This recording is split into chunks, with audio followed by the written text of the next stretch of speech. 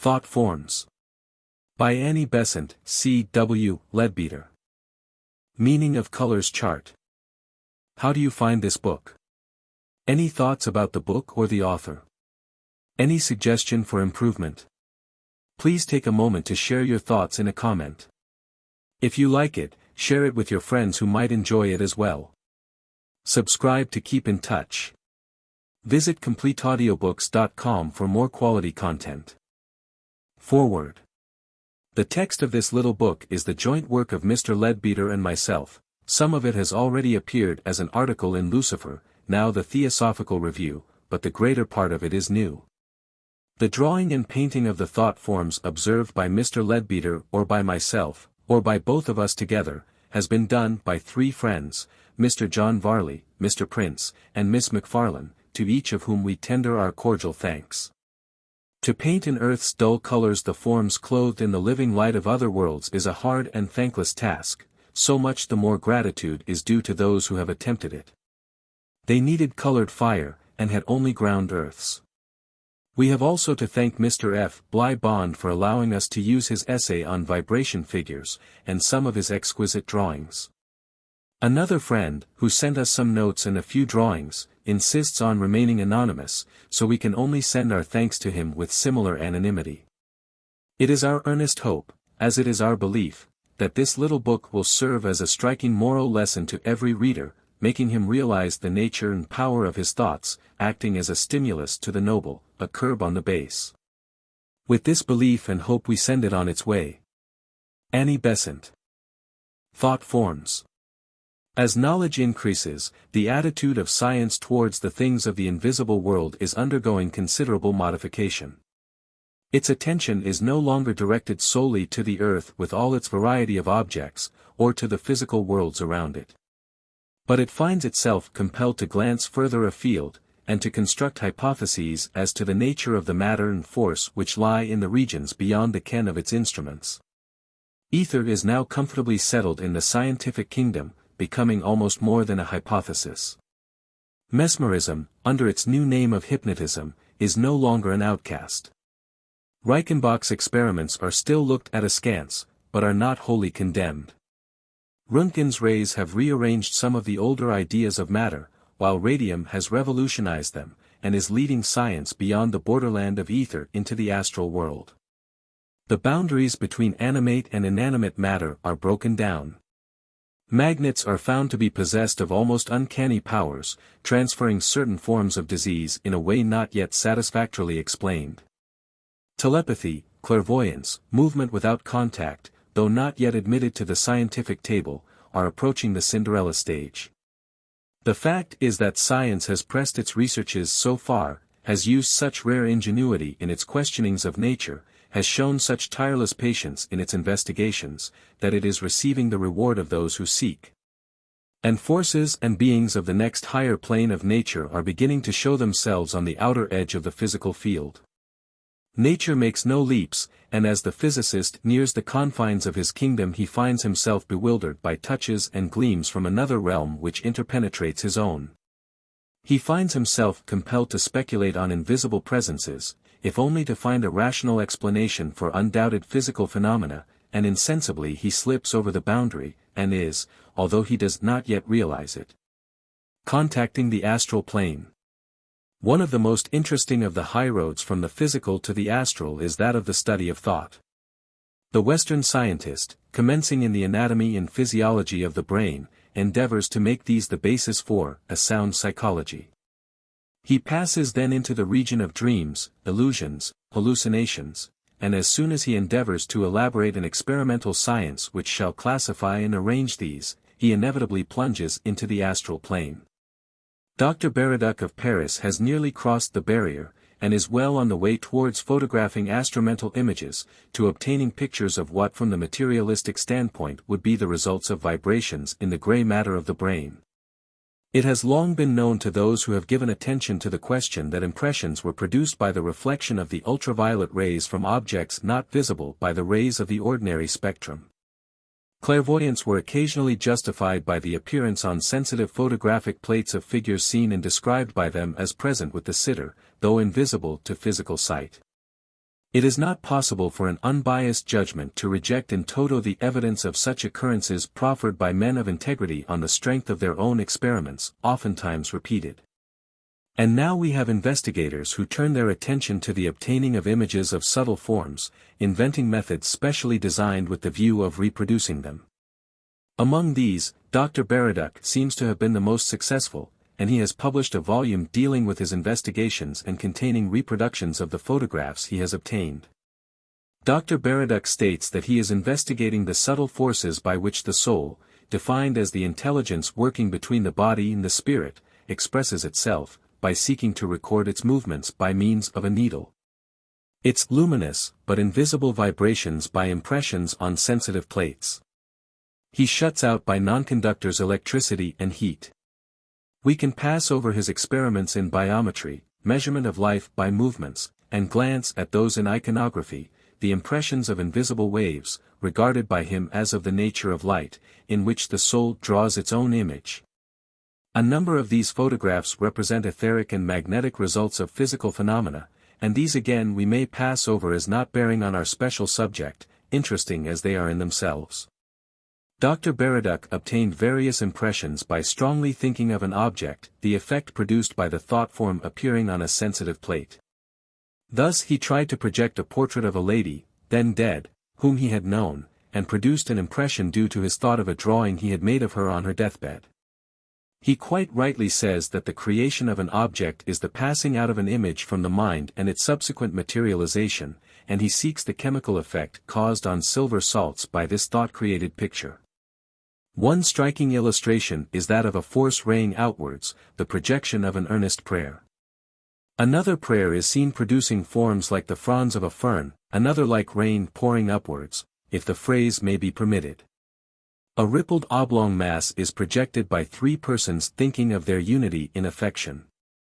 A young boy sorrowing over and caressing a dead bird is surrounded by a flood of curved interwoven threads of emotional disturbance. A strong vortex is formed by a feeling of deep sadness. Looking at this most interesting and suggestive series, it is clear that in these pictures that which is obtained is not the thought image, but the effect caused in etheric matter by its vibrations. And it is necessary to clairvoyantly see the thought in order to understand the results produced. In fact, the illustrations are instructive for what they do not show directly, as well as for the images that appear. It may be useful to put before students, a little more plainly than has hitherto been done, some of the facts in nature which will render more intelligible the results at which Dr. Baraduc is arriving. Necessarily imperfect these must be, a physical photographic camera and sensitive plates not being ideal instruments for astral research. But, as will be seen from the above, they are most interesting and valuable as forming a link between clairvoyant and physical scientific investigations. At the present time observers outside the Theosophical Society are concerning themselves with the fact that emotional changes show their nature by changes of color in the cloud-like ovoid, or aura, that encompasses all living beings. Articles on the subject are appearing in papers unconnected with the Theosophical Society. And a medical specialist one has collected a large number of cases in which the color of the aura of persons of various types and temperaments is recorded by him. His results resemble closely those arrived at by clairvoyant theosophists and others, and the general unanimity on the subject is sufficient to establish the fact, if the evidence be judged by the usual canons applied to human testimony. The book Man Visible and Invisible dealt with the general subject of the aura. The present little volume, written by the author of Man Visible and Invisible, and a theosophical colleague, is intended to carry the subject further. And it is believed that this study is useful, as impressing vividly on the mind of the student the power and living nature of thought and desire, and the influence exerted by them on all whom they reach. The difficulty of representation. We have often heard it said that thoughts are things, and there are many among us who are persuaded of the truth of this statement.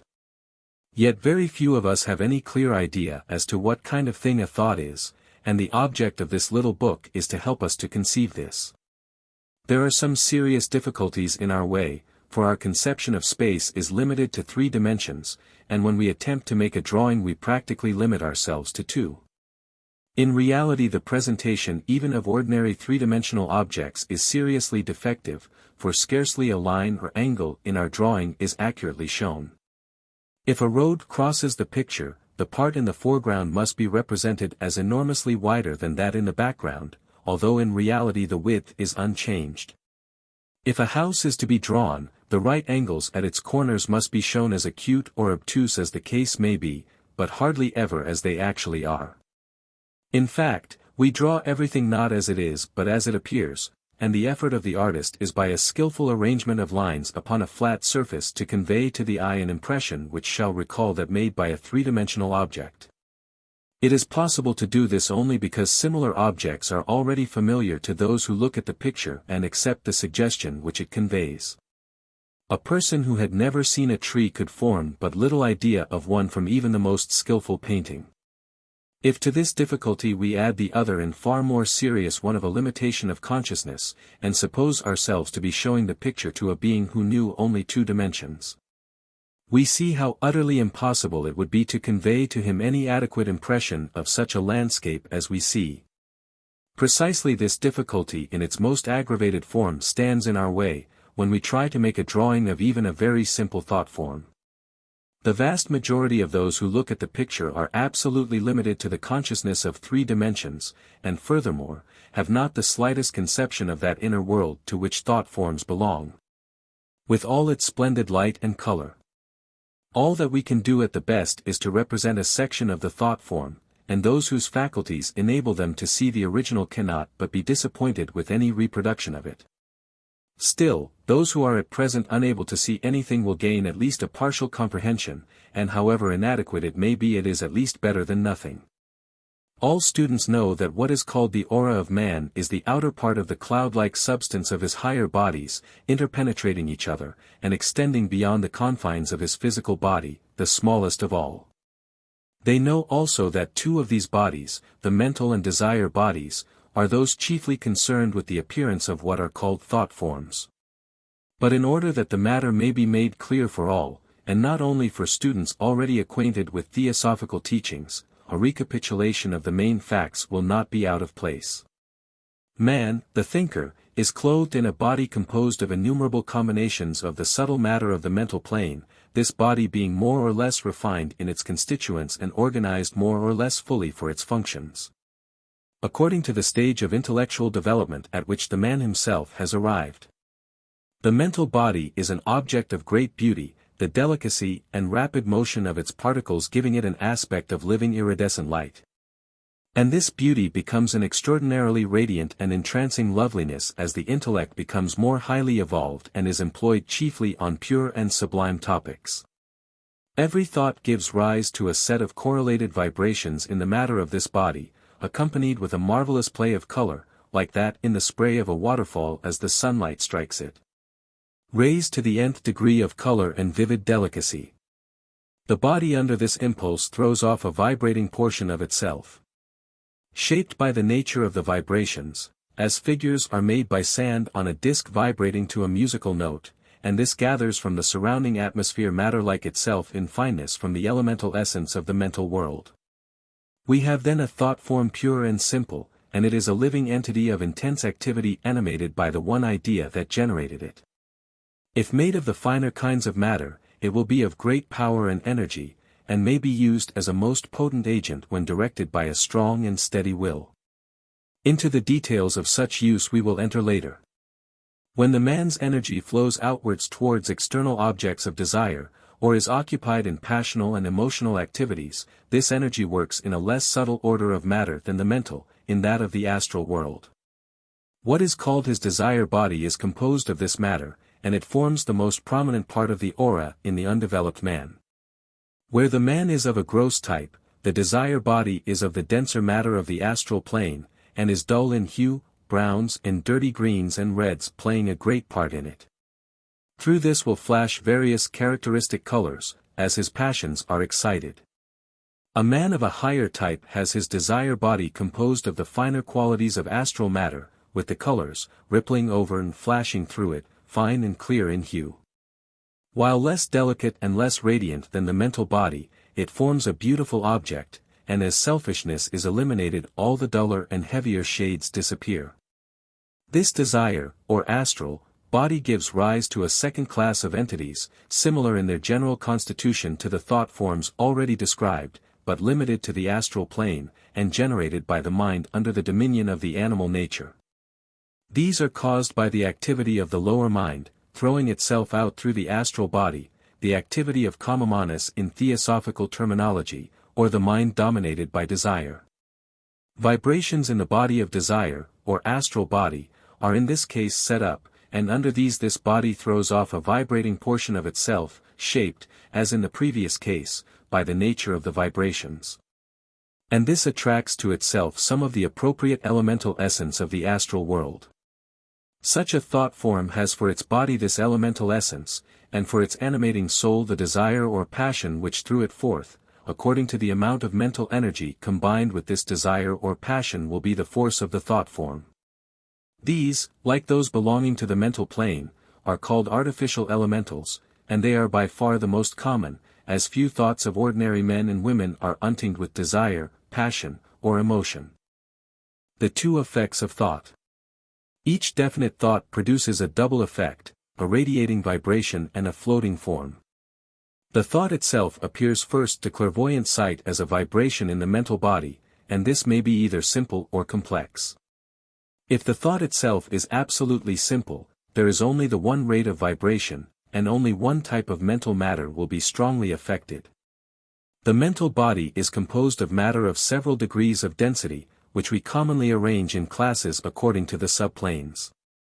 Of each of these we have many subdivisions, and if we typify these by drawing horizontal lines to indicate the different degrees of density.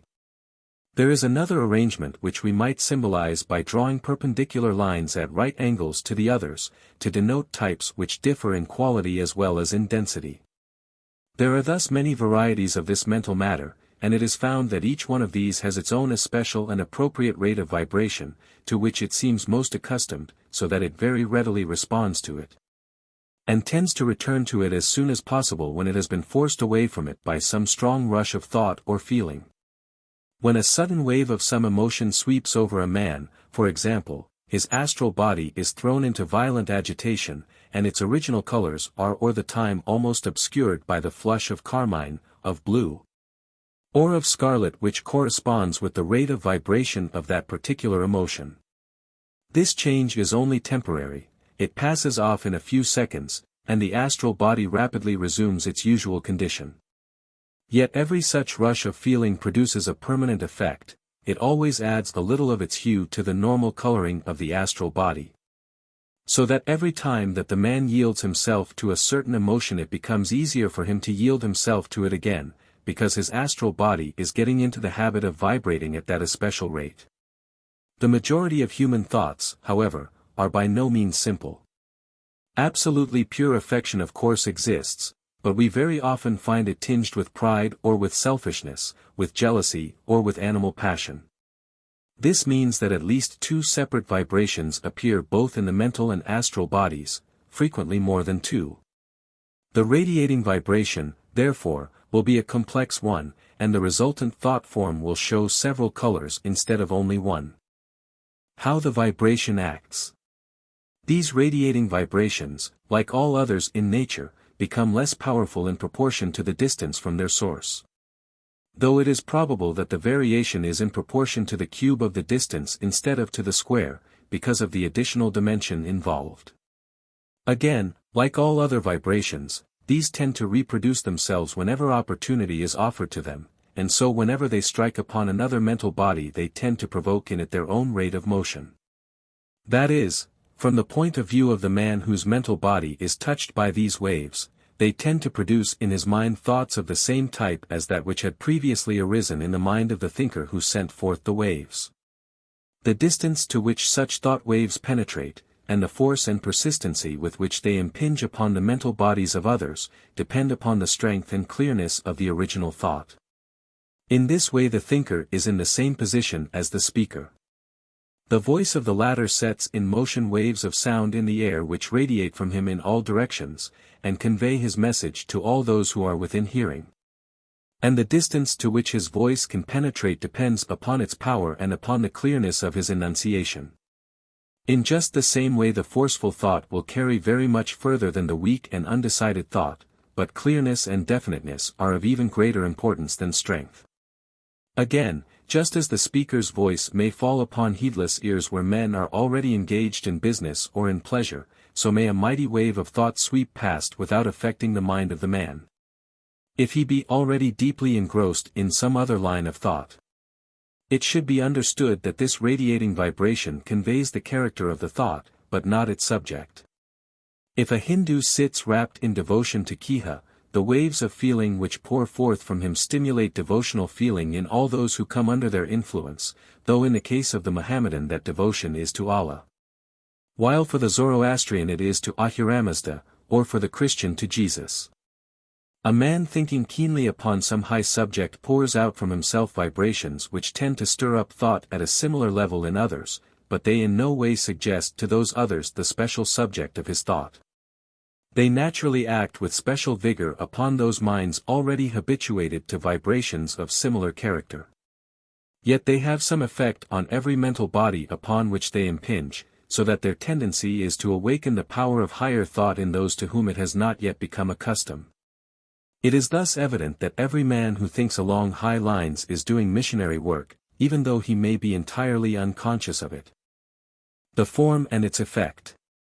Let us turn now to the second effect of thought, the creation of a definite form. All students of the occult are acquainted with the idea of the elemental essence, that strange half-intelligent life which surrounds us in all directions, vivifying the matter of the mental and astral planes. This matter thus animated responds very readily to the influence of human thought, and every impulse sent out, either from the mental body or from the astral body of man, immediately clothes itself in a temporary vehicle of this vitalist matter. Such a thought or impulse becomes for the time a kind of living creature, the thought force being the soul, and the vivified matter the body. Instead of using the somewhat clumsy paraphrase, astral or mental matter ensouled by the monadic essence at the stage of one of the elemental kingdoms, theosophical writers often, for brevity's sake, call this quickened matter simply elemental essence. And sometimes they speak of the thought form as an elemental. There may be infinite variety in the color and shape of such elementals or thought forms, for each thought draws round it the matter which is appropriate for its expression, and sets that matter into vibration in harmony with its own. So that the character of the thought decides its color, and the study of its variations and combinations is an exceedingly interesting one. This thought form may not inaptly be compared to a Leyden jar, the coating of living essence being symbolized by the jar, and the thought energy by the charge of electricity.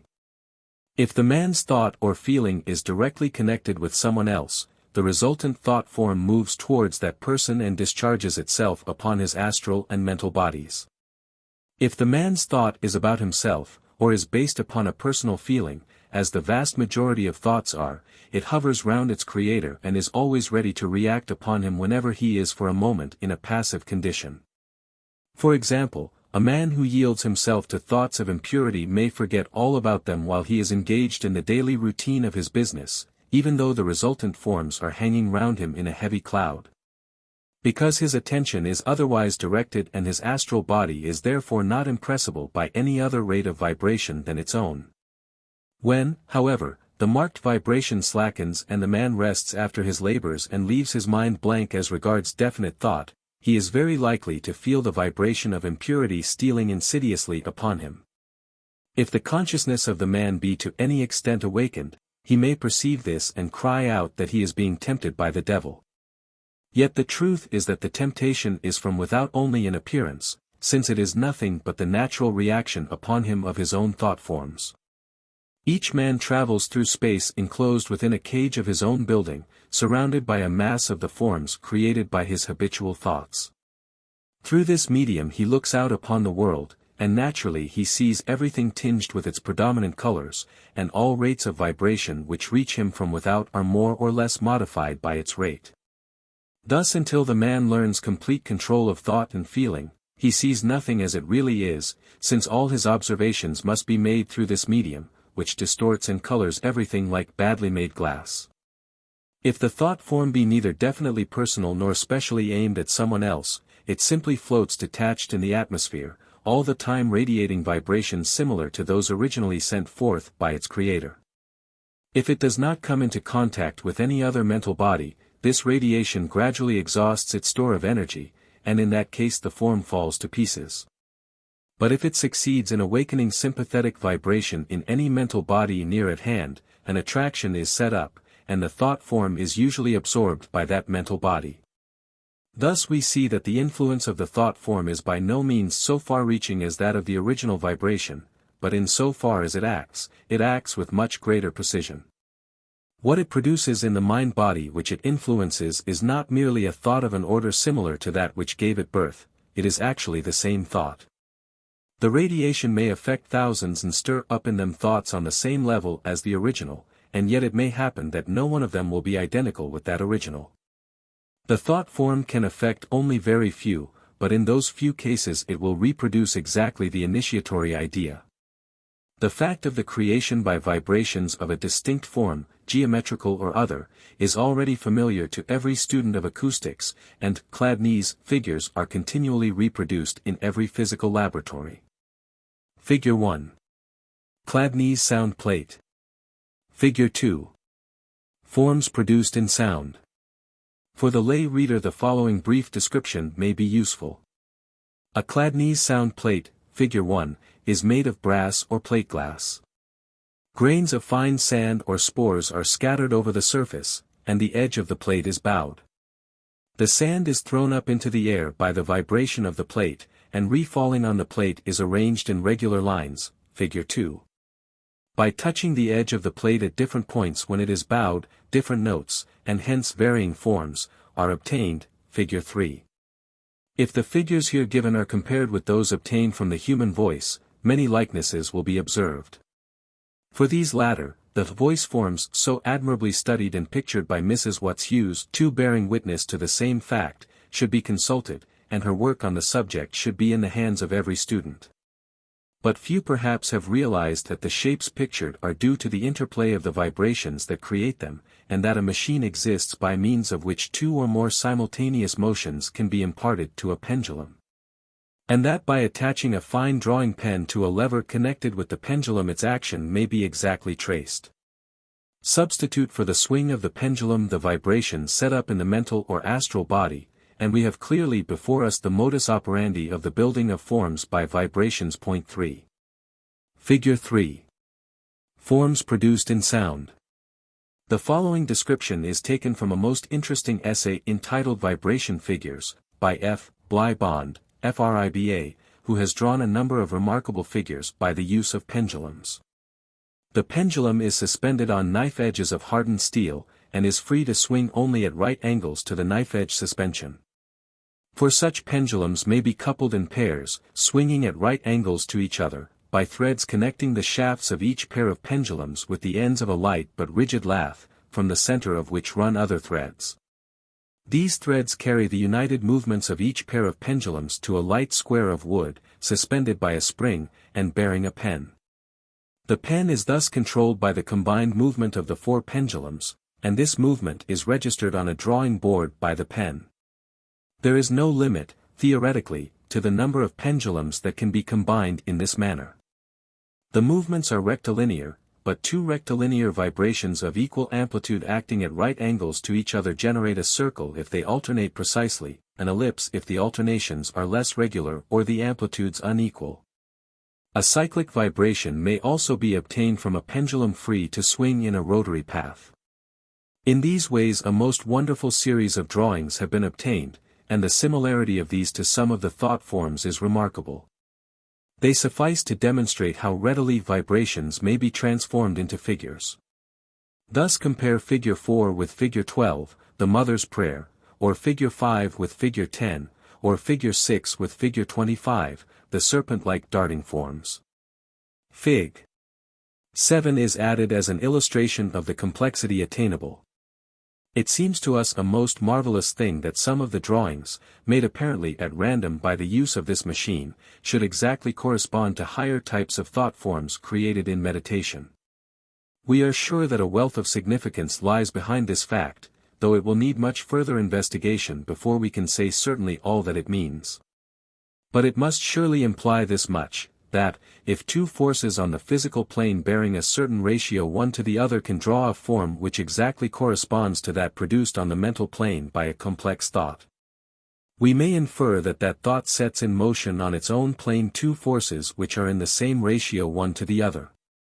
What these forces are and how they work remains to be seen, but if we are ever able to solve this problem, it is likely that it will open to us a new and exceedingly valuable field of knowledge. Figures 4, 7.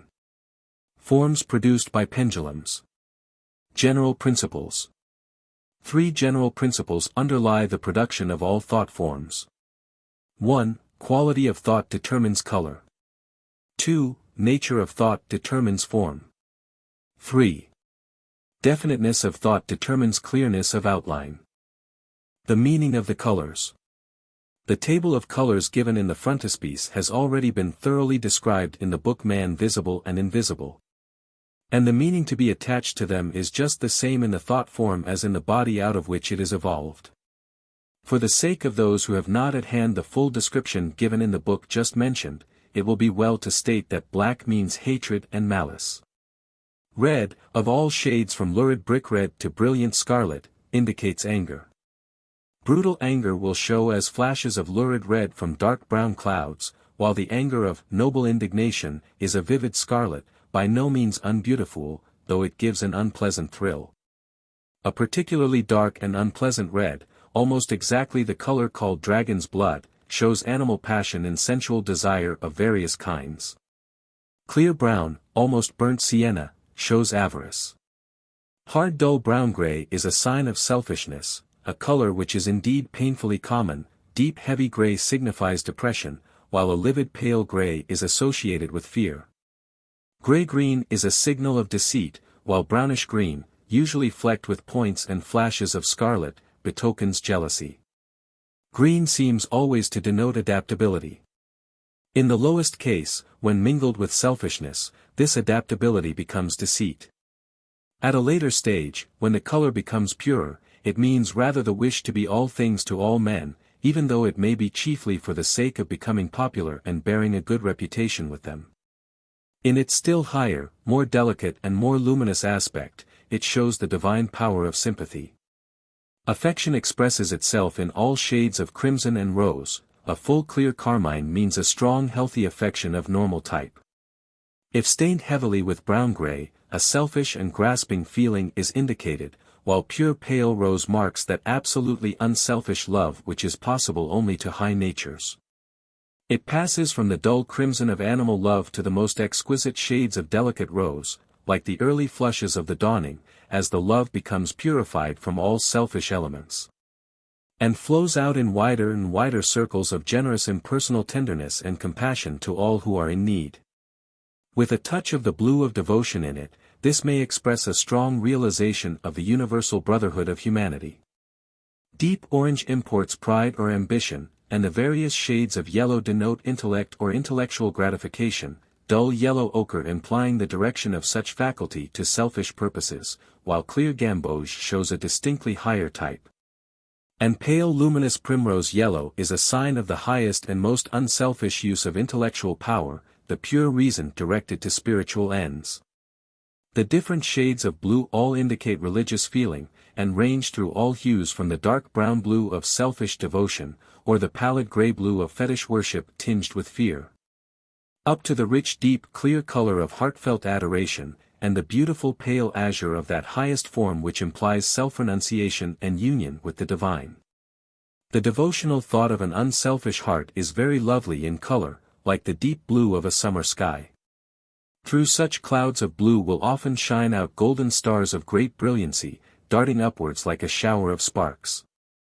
A mixture of affection and devotion is manifested by a tint of violet, and the more delicate shades of this invariably show the capacity of absorbing and responding to a high and beautiful ideal. The brilliancy and the depth of the colors are usually a measure of the strength and the activity of the feeling. Another consideration which must not be forgotten is the type of matter in which these forms are generated. If a thought be purely intellectual and impersonal, for example, if the thinker is attempting to solve a problem in algebra or geometry, the thought form and the wave of vibration will be confined entirely to the mental plane. If, however, the thought be of a spiritual nature, if it be tinged with love and aspiration or deep unselfish feeling, it will rise upwards from the mental plane and will borrow much of the splendor and glory of the Buddhic level. In such a case its influence is exceedingly powerful, and every such thought is a mighty force for good which cannot but produce a decided effect upon all mental bodies within reach, if they contain any quality at all capable of response. If, on the other hand, the thought has in it something of self or of personal desire, at once its vibration turns downwards, and it draws round itself a body of astral matter in addition to its clothing of mental matter. Such a thought form is capable of acting upon the astral bodies of other men as well as their minds, so that it can not only raise thought within them, but can also stir up their feelings. 3 classes of thought forms. From the point of view of the forms which they produce we may group thought into 3 classes. 1. That which takes the image of the thinker. When a man thinks of himself as in some distant place, or wishes earnestly to be in that place, he makes a thought form in his own image which appears there. Such a form has not infrequently been seen by others, and has sometimes been taken for the astral body or apparition of the man himself. In such a case, either the seer must have enough of clairvoyance for the time to be able to observe that astral shape, or the thought form must have sufficient strength to materialize itself, that is, to draw around itself temporarily a certain amount of physical matter. The thought which generates such a form as this must necessarily be a strong one, and it therefore employs a larger proportion of the matter of the mental body, so that though the form is small and compressed when it leaves the thinker, it draws round it a considerable amount of astral matter, and usually expands to life-size before it appears at its destination. 2. That which takes the image of some material object. When a man thinks of his friend he forms within his mental body a minute image of that friend, which often passes outward and usually floats suspended in the air before him. In the same way if he thinks of a room, a house, a landscape, tiny images of these things are formed within the mental body and afterwards externalized. This is equally true when he is exercising his imagination. The painter who forms a conception of his future picture builds it up out of the matter of his mental body, and then projects it into space in front of him, keeps it before his mind's eye, and copies it. The novelist in the same way builds images of his character in mental matter, and by the exercise of his will moves these puppets from one position or grouping to another, so that the plot of his story is literally acted out before him. With our curiously inverted conceptions of reality it is hard for us to understand that these mental images actually exist, and are so entirely objective that they may readily be seen by the clairvoyant, and can even be rearranged by someone other than their creator. Some novelists have been dimly aware of such a process, and have testified that their characters when once created developed a will of their own, and insisted on carrying the plot of the story along lines quite different from those originally intended by the author. This has actually happened, sometimes because the thought forms were ensouled by playful nature spirits, or more often because some dead novelist, watching on the astral plane the development of the plan of his fellow author, thought that he could improve upon it, and chose this method of putting forward his suggestions. 3. That which takes a form entirely its own, expressing its inherent qualities in the matter which it draws round it. Only thought forms of this third class can usefully be illustrated, for to represent those of the first or second class would be merely to draw portraits or landscapes.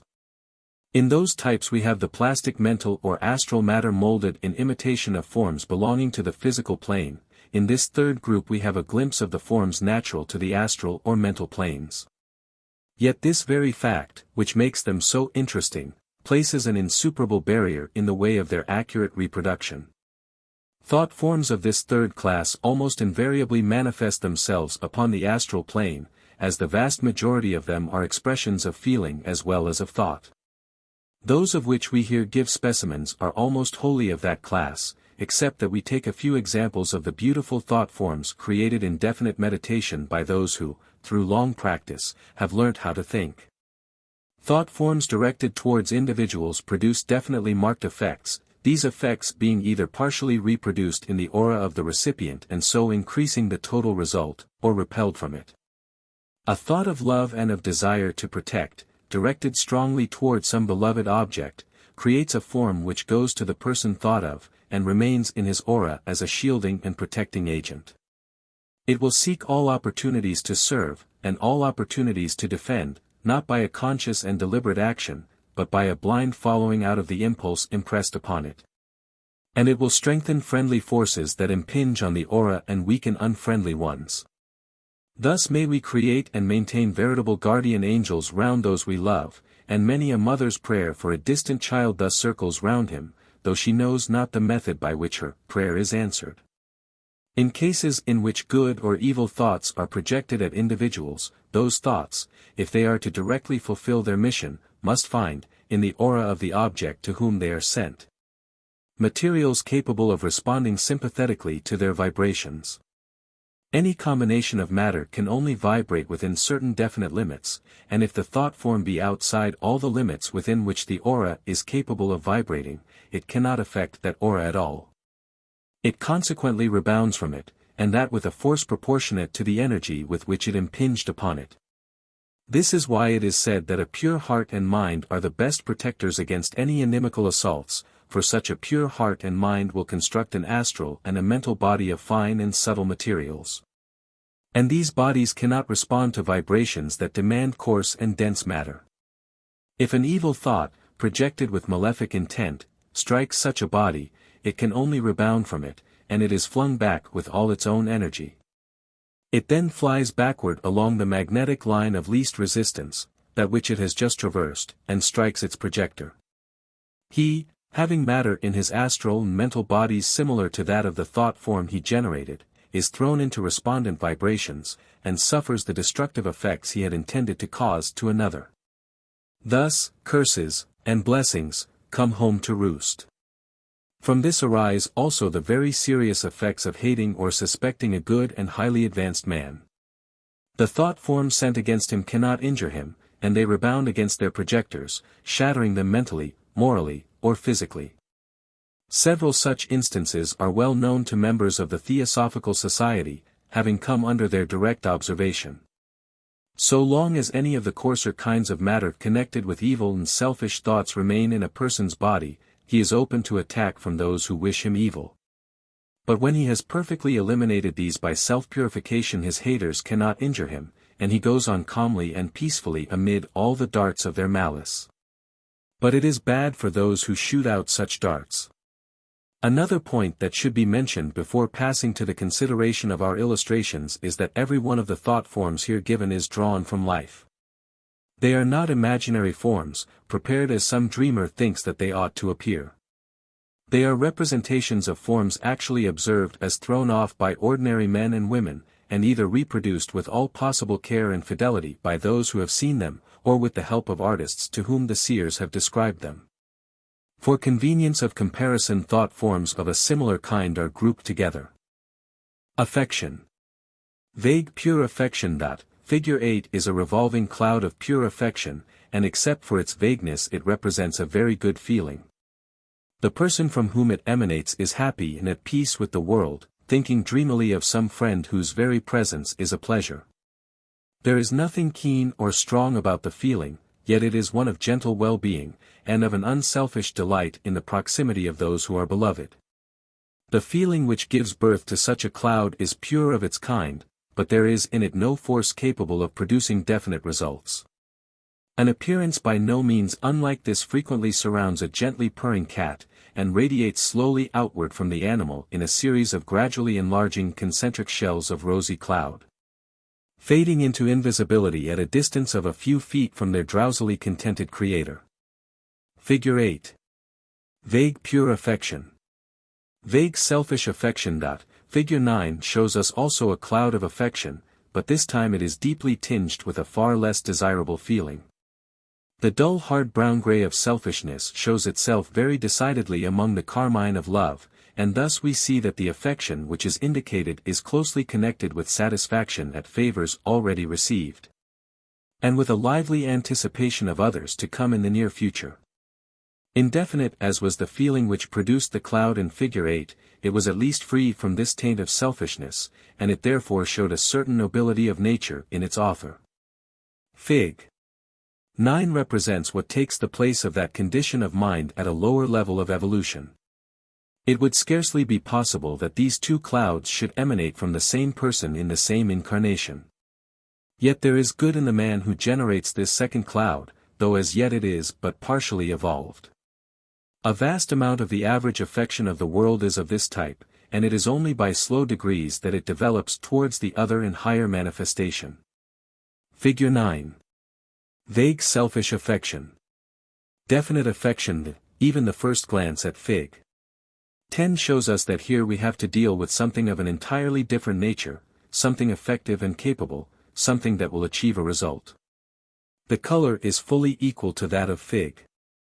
8 in clearness and depth and transparency, but what was there a mere sentiment is in this case translated into emphatic intention coupled with unhesitating action. Those who have seen the book Man Visible and Invisible will recollect that in Plate 11 of that volume is depicted the effect of a sudden rush of pure unselfish affection as it showed itself in the astral body of a mother, as she caught up her little child and covered it with kisses. Various changes resulted from that sudden outburst of emotion. One of them was the formation within the astral body of large crimson coils or vortices lined with living light. Each of these is a thought form of intense affection generated as we have described, and almost instantaneously ejected towards the object of the feeling. Fig. 10 depicts just such a thought form after it has left the astral body of its author, and is on its way towards its goal. It will be observed that the almost circular form has changed into one somewhat resembling a projectile or the head of a comet. And it will be easily understood that this alteration is caused by its rapid forward motion. The clearness of the color assures us of the purity of the emotion which gave birth to this thought form, while the precision of its outline is unmistakable evidence of power and of vigorous purpose. The soul that gave birth to a thought form such as this must already be one of a certain amount of development. Figure 10. Definite affection. Radiating affection. Fig. 11 gives us our first example of a thought form intentionally generated, since its author is making the effort to pour himself forth in love to all beings. It must be remembered that all these forms are in constant motion.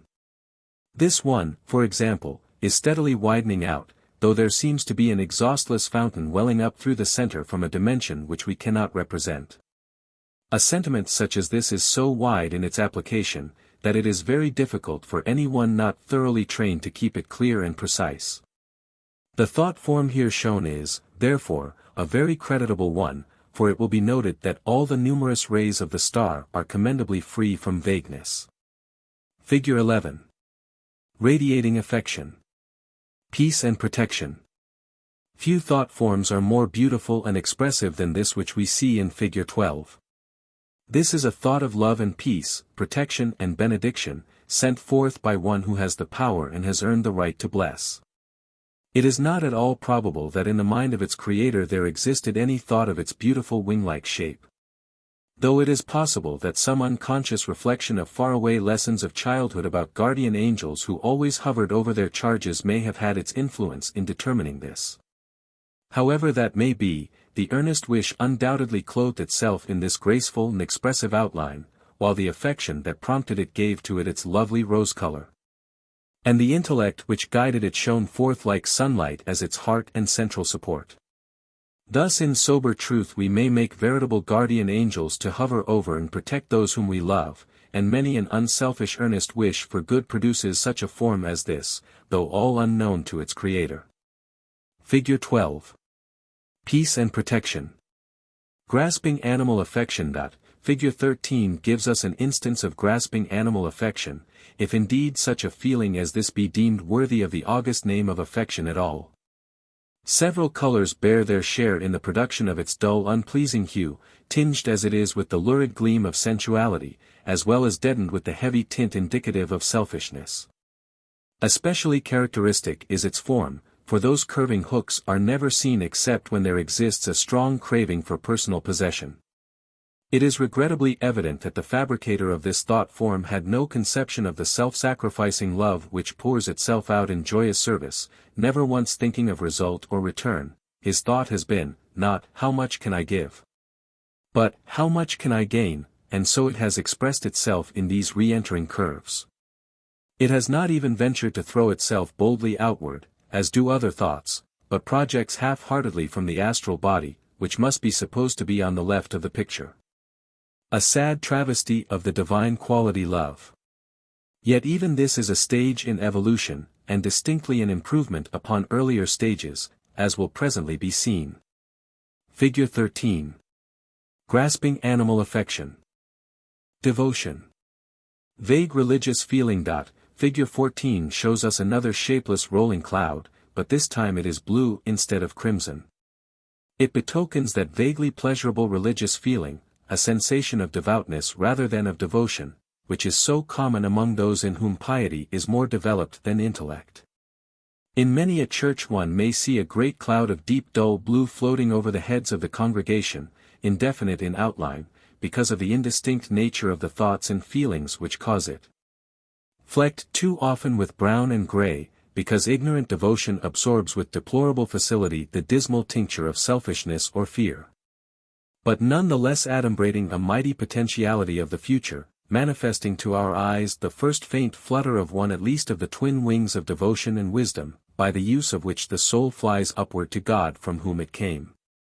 Fig. 14. Vague religious feeling.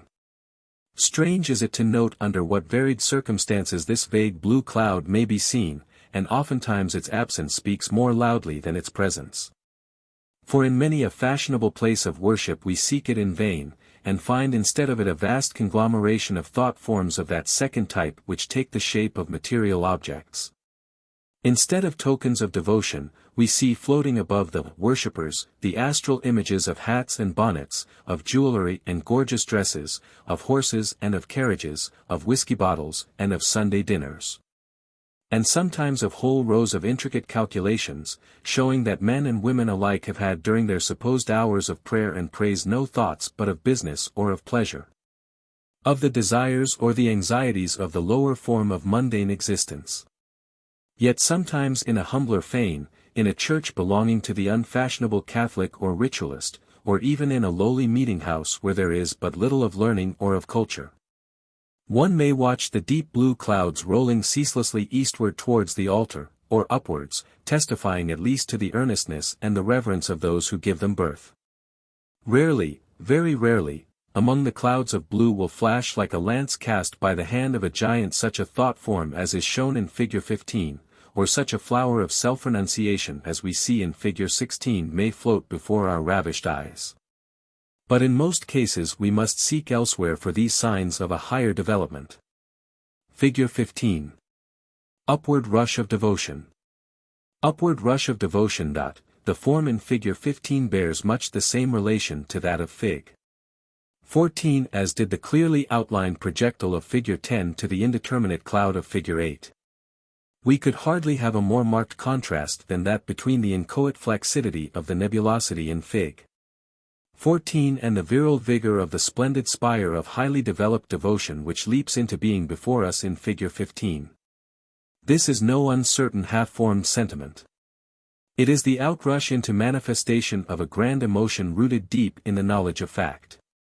The man who feels such devotion as this is one who knows in whom he has believed.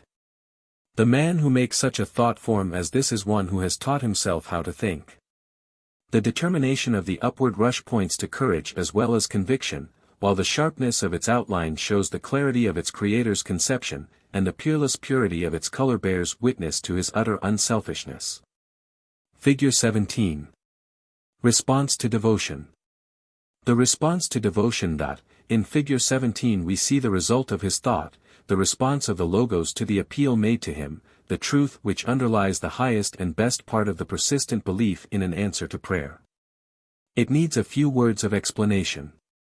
On every plane of his solar system our logos pours forth his light, his power, his life, and naturally it is on the higher planes that this outpouring of divine strength can be given most fully. The descent from each plane to that next below it means an almost paralyzing limitation, a limitation entirely incomprehensible except to those who have experienced the higher possibilities of human consciousness. Thus the divine life flows forth with incomparably greater fullness on the mental plane than on the astral, and yet even its glory at the mental level is ineffably transcended by that of the Buddhic plane. Normally each of these mighty waves of influence spreads about its appropriate plane, horizontally, as it were, but it does not pass into the obscuration of a plane lower than that for which it was originally intended. Yet there are conditions under which the grace and strength peculiar to a higher plane may in a measure be brought down to a lower one, and may spread abroad there with wonderful effect. This seems to be possible only when a special channel is for the moment opened, and that work must be done from below and by the effort of man. It has before been explained that whenever a man's thought or feeling is selfish, the energy which it produces moves in a close curve, and thus inevitably returns and expends itself upon its own level. But when the thought or feeling is absolutely unselfish, its energy rushes forth in an open curve, and thus does not return in the ordinary sense, but pierces through into the plane above, because only in that higher condition, with its additional dimension, can it find room for its expansion. But in thus breaking through, such a thought or feeling holds open a door, to speak symbolically, of dimension equivalent to its own diameter, and thus furnishes the requisite channel through which the divine force appropriate to the higher plane can pour itself into the lower with marvelous results, not only for the thinker but for others. An attempt is made in Fig. 17 to symbolize this, and to indicate the great truth that an infinite flood of the higher type of force is always ready and waiting to pour through when the channel is offered. Just as the water in a cistern may be said to be waiting to pour through the first pipe that may be opened. The result of the descent of divine life is a very great strengthening and uplifting of the maker of the channel, and the spreading all about him of a most powerful and beneficent influence. This effect has often been called an answer to prayer, and has been attributed by the ignorant to what they call a special interposition of providence, instead of to the unerring action of the great and immutable divine law. Self-Renunciation. Figure 16 gives us yet another form of devotion, producing an exquisitely beautiful form of a type quite new to us, a type in which one might at first sight suppose that various graceful shapes belonging to animate nature were being imitated. Fig. 16, for example, is somewhat suggestive of a partially opened flower bud, while other forms are found to bear a certain resemblance to shells or leaves or tree shapes. Manifestly, however, these are not and cannot be copies of vegetable or animal forms, and it seems probable that the explanation of the similarity lies very much deeper than that. An analogous and even more significant fact is that some very complex thought forms can be exactly imitated by the action of certain mechanical forces, as has been said above. While with our present knowledge it would be unwise to attempt a solution of the very fascinating problem presented by these remarkable resemblances, it seems likely that we are obtaining a glimpse across the threshold of a very mighty mystery. For if by certain thoughts we produce a form which has been duplicated by the processes of nature, we have at least a presumption that these forces of nature work along lines somewhat similar to the action of those thoughts. Since the universe is itself a mighty thought form called into existence by the Logos, it may well be that tiny parts of it are also the thought forms of minor entities engaged in the same work. And thus perhaps we may approach a comprehension of what is meant by the 330 million devas of the Hindus. Figure 16. Self-Renunciation. This form is of the loveliest pale azure, with a glory of white light shining through it, something indeed to tax the skill even of the indefatigable artist who worked so hard to get them as nearly right as possible. It is what a Catholic would call a definite act of devotion, better still, an act of utter selflessness, of self-surrender and renunciation. Intellect. Vague intellectual pleasure. Figure 18 represents a vague cloud of the same order as those shown in figures 8 and 14, but in this case the color is yellow instead of crimson or blue. Figure 18. Vague intellectual pleasure. Yellow in any of man's vehicles always indicates intellectual capacity, but its shades vary very much, and it may be complicated by the admixture of other hues. Generally speaking, it has a deeper and duller tint if the intellect is directed chiefly into lower channels, more especially if the objects are selfish. In the astral or mental body of the average man of business it would show itself as yellow ochre, while pure intellect devoted to the study of philosophy or mathematics appears frequently to be golden. And this rises gradually to a beautiful clear and luminous lemon or primrose yellow when a powerful intellect is being employed absolutely unselfishly for the benefit of humanity. Most yellow thought forms are clearly outlined, and a vague cloud of this color is comparatively rare. It indicates intellectual pleasure, appreciation of the result of ingenuity, or the delight felt in clever workmanship. Such pleasure as the ordinary man derives from the contemplation of a picture usually depends chiefly upon the emotions of admiration, affection, or pity which it arouses within him, or sometimes, if it portrays a scene with which he is familiar. Its charm consists in its power to awaken the memory of past joys. An artist, however, may derive from a picture a pleasure of an entirely different character, based upon his recognition of the excellence of the work, and of the ingenuity which has been exercised in producing certain results. Such pure intellectual gratification shows itself in a yellow cloud, and the same effect may be produced by delight in musical ingenuity, or the subtleties of argument. A cloud of this nature betokens the entire absence of any personal emotion, for if that were present it would inevitably tinge the yellow with its own appropriate color. The intention to know. Fig. 19 is of interest as showing us something of the growth of a thought form. Figure 19. The intention to know. The earlier stage, which is indicated by the upper form, is not uncommon, and indicates the determination to solve some problem, the intention to know and to understand. Sometimes a theosophical lecturer sees many of these yellow serpentine forms projecting towards him from his audience, and welcomes them as a token that his hearers are following his arguments intelligently, and have an earnest desire to understand and to know more. A form of this kind frequently accompanies a question, and if, as is sometimes unfortunately the case, the question is put less with the genuine desire for knowledge than for the purpose of exhibiting the acumen of the questioner, the form is strongly tinged with the deep orange that indicates conceit. It was at a theosophical meeting that this special shape was encountered, and it accompanied a question which showed considerable thought and penetration. The answer at first given was not thoroughly satisfactory to the inquirer, who seems to have received the impression that his problem was being evaded by the lecturer. His resolution to obtain a full and thorough answer to his inquiry became more determined than ever, and his thought form deepened in color and changed into the second of the two shapes, resembling a corkscrew even more closely than before. Forms similar to these are constantly created by ordinary idle and frivolous curiosity, but as there is no intellect involved in that case the color is no longer yellow, but usually closely resembles that of decaying meat. Somewhat like that shown in Fig. 29 as expressing a drunken man's craving for alcohol. High ambition. Figure 20 gives us another manifestation of desire, the ambition for place or power. The ambitious quality is shown by the rich deep orange color, and the desire by the hooked extensions which precede the form as it moves. The thought is a good and pure one of its kind, for if there were anything base or selfish in the desire it would inevitably show itself in the darkening of the clear orange hue by dull reds, browns, or grays.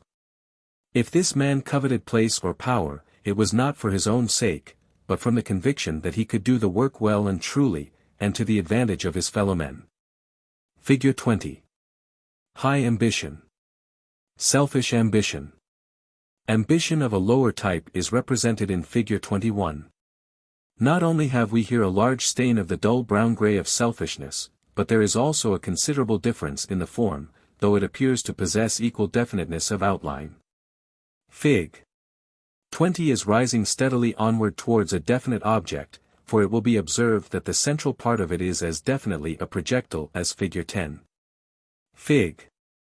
21, on the other hand, is a floating form, and is strongly indicative of general acquisitiveness, the ambition to grasp for the self everything that is within sight. Figure 21. Selfish ambition. Anger. Murderous rage and sustained anger. In figures 22 and 23 we have two terrible examples of the awful effect of anger. The lurid flash from dark clouds, Fig. 22, was taken from the aura of a rough and partially intoxicated man in the East End of London, as he struck down a woman. The flash darted out at her the moment before he raised his hand to strike, and caused a shuddering feeling of horror, as though it might slay. Figure 23. Sustained anger and Figure 22. Murderous rage. The keen-pointed stiletto-like dart, Fig. 23, was a thought of steady anger, intense and desiring vengeance, of the quality of murder, sustained through years, and directed against a person who had inflicted a deep injury on the one who sent it forth. Had the latter been possessed of a strong and trained will, such a thought form would slay, and the one nourishing it is running a very serious danger of becoming a murderer in act as well as in thought in a future incarnation. It will be noted that both of them take the flash-like form, though the upper is irregular in its shape, while the lower represents a steadiness of intention which is far more dangerous. The basis of utter selfishness out of which the upper one springs is very characteristic and instructive. The difference in color between the two is also worthy of note. In the upper one the dirty brown of selfishness is so strongly evident that it stains even the outrush of anger. While in the second case, though no doubt selfishness was at the root of that also, the original thought has been forgotten in the sustained and concentrated wrath. One who studies Plate 13. In man visible and invisible will be able to image to himself the condition of the astral body from which these forms are protruding. And surely the mere sight of these pictures, even without examination, should prove a powerful object lesson in the evil of yielding to the passion of anger. Explosive anger. In Fig. 24 we see an exhibition of anger of a totally different character. Here is no sustained hatred, but simply a vigorous explosion of irritation. It is at once evident that while the creators of the forms shown in Figs. 22 and 23 were each directing their ire against an individual, the person who is responsible for the explosion in Figure 24 is for the moment at war with the whole world round him. It may well express the sentiment of some choleric old gentleman, who feels himself insulted or impertinently treated, for the dash of orange intermingled with the scarlet implies that his pride has been seriously hurt. It is instructive to compare the radiations of this plate with those of Figure 11. Here we see indicated a veritable explosion, instantaneous in its passing and irregular in its effects. And the vacant center shows us that the feeling that caused it is already a thing of the past, and that no further force is being generated. In Fig. 11, on the other hand, the center is the strongest part of the thought form, showing that this is not the result of a momentary flash of feeling, but that there is a steady continuous upwelling of the energy. While the rays show by their quality and length and the evenness of their distribution the steadily sustained effort which produces them. Figure 24. Explosive anger. Watchful and angry jealousy. In Figure 25 we see an interesting though unpleasant thought form. Its peculiar brownish-green color at once indicates to the practiced clairvoyant that it is an expression of jealousy, and its curious shape shows the eagerness with which the man is watching its object. The remarkable resemblance to the snake with raised head aptly symbolizes the extraordinarily fatuous attitude of the jealous person, keenly alert to discover signs of that which he least of all wishes to see. The moment that he does see it, or imagines that he sees it, the form will change into the far commoner one shown in Figure 26, where the jealousy is already mingled with anger. It may be noted that here the jealousy is merely a vague cloud, though interspersed with very definite flashes of anger ready to strike at those by whom it fancies itself to be injured, whereas in Fig. 25, where there is no anger as yet, the jealousy itself has a perfectly definite and very expressive outline. Figure 25. Watchful jealousy. Figure 26. Angry jealousy. Sympathy. Vague sympathy. In Figure 18a we have another of the vague clouds, but this time its green color shows us that it is a manifestation of the feeling of sympathy. We may infer from the indistinct character of its outline that it is not a definite and active sympathy, such as would instantly translate itself from thought into deed. It marks rather such a general feeling of commiseration as might come over a man who read an account of a sad accident, or stood at the door of a hospital ward looking in upon the patients. Figure 18a. Vague sympathy. Fear. Sudden fright. One of the most pitiful objects in nature is a man or an animal in a condition of abject fear, and an examination of Plate 14. In man visible and invisible shows that under such circumstances the astral body presents no better appearance than the physical. When a man's astral body is thus in a state of frenzied palpitation, its natural tendency is to throw off amorphous explosive fragments, like masses of rock hurled out in blasting, as will be seen in Figure 30.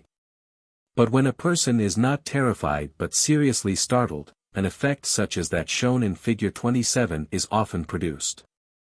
In one of the photographs taken by Dr. Baraduc of Paris, it was noticed that an eruption of broken circles resulted from sudden annoyance, and this outrush of crescent-shaped forms seems to be of somewhat the same nature.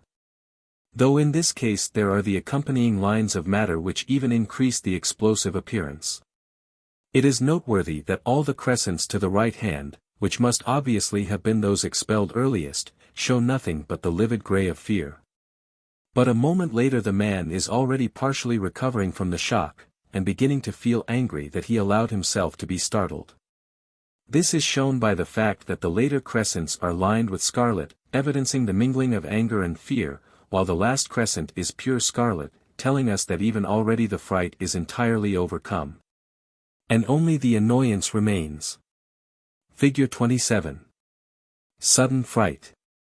Greed. Selfish greed. Figure 28 gives us an example of selfish greed, a far lower type than Figure 21. It will be noted that here there is nothing even so lofty as ambition.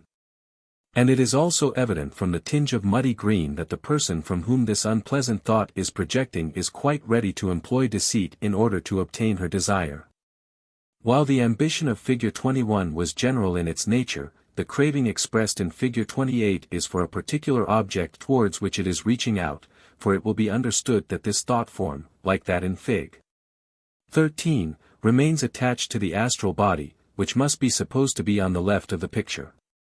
Claw-like forms of this nature are very frequently to be seen converging upon a woman who wears a new dress or bonnet, or some specially attractive article of jewelry. The thought form may vary in color according to the precise amount of envy or jealousy which is mingled with the lust for possession, but an approximation to the shape indicated in our illustration will be found in all cases. Not infrequently people gathered in front of a shop window may be seen thus protruding astral cravings through the glass. Figure 28. Selfish greed. Greed for drink. In Fig.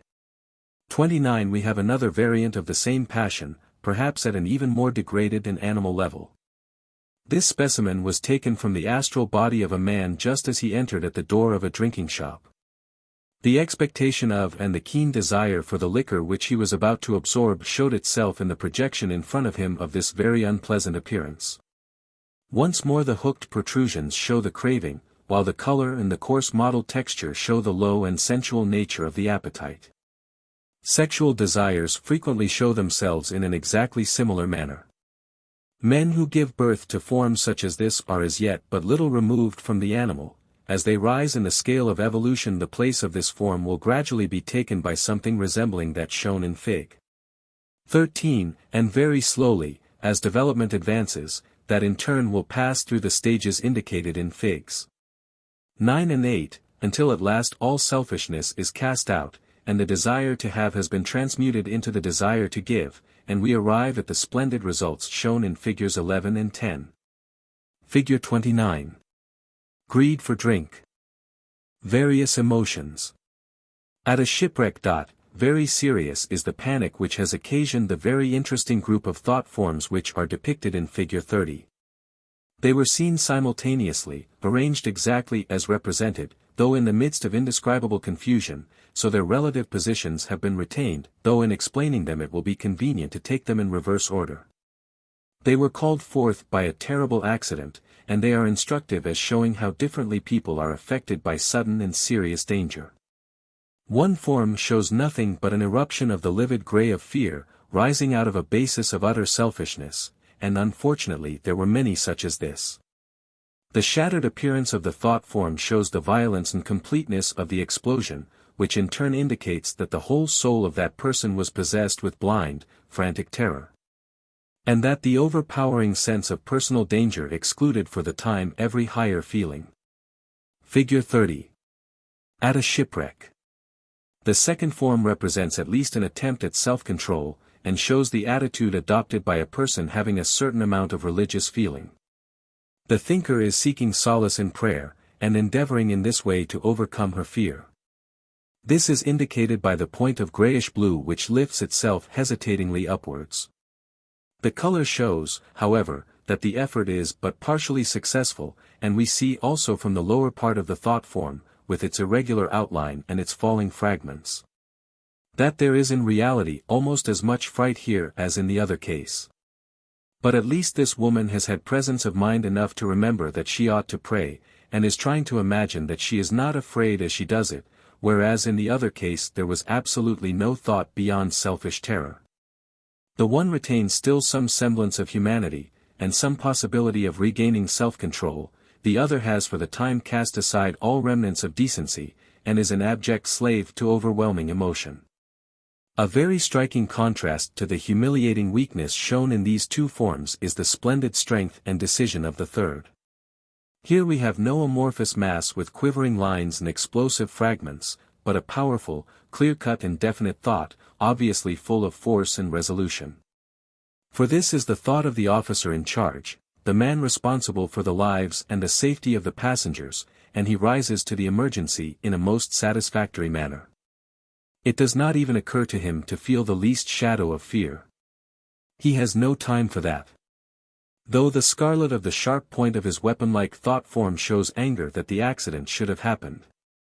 The bold curve of orange immediately above it betokens perfect self-confidence and certainty of his power to deal with the difficulty. The brilliant yellow implies that his intellect is already at work upon the problem, while the green which runs side by side with it denotes the sympathy which he feels for those whom he intends to save. A very striking and instructive group of thought forms. On the first night, figure 31 is also an interesting specimen, perhaps unique, for it represents the thought form of an actor while waiting to go upon the stage for a first night performance. The broad band of orange in the center is very clearly defined, and is the expression of a well-founded self-confidence, the realization of many previous successes, and the reasonable expectation that on this occasion another will be added to the list.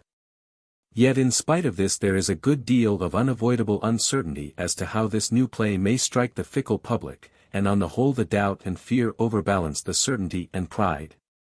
For there is more of the pale gray than of the orange, and the whole thought form vibrates like a flag flapping in a gale of wind. It will be noted that while the outline of the orange is exceedingly clear and definite, that of the gray is much vaguer. Figure 31. On the first night. The gamblers. The forms shown in Fig. 32 were observed simultaneously at the great gambling house at Monte Carlo. Figure 32. The gamblers. Both represent some of the worst of human passions, and there is little to choose between them. Although they represent the feelings of the successful and the unsuccessful gambler respectively.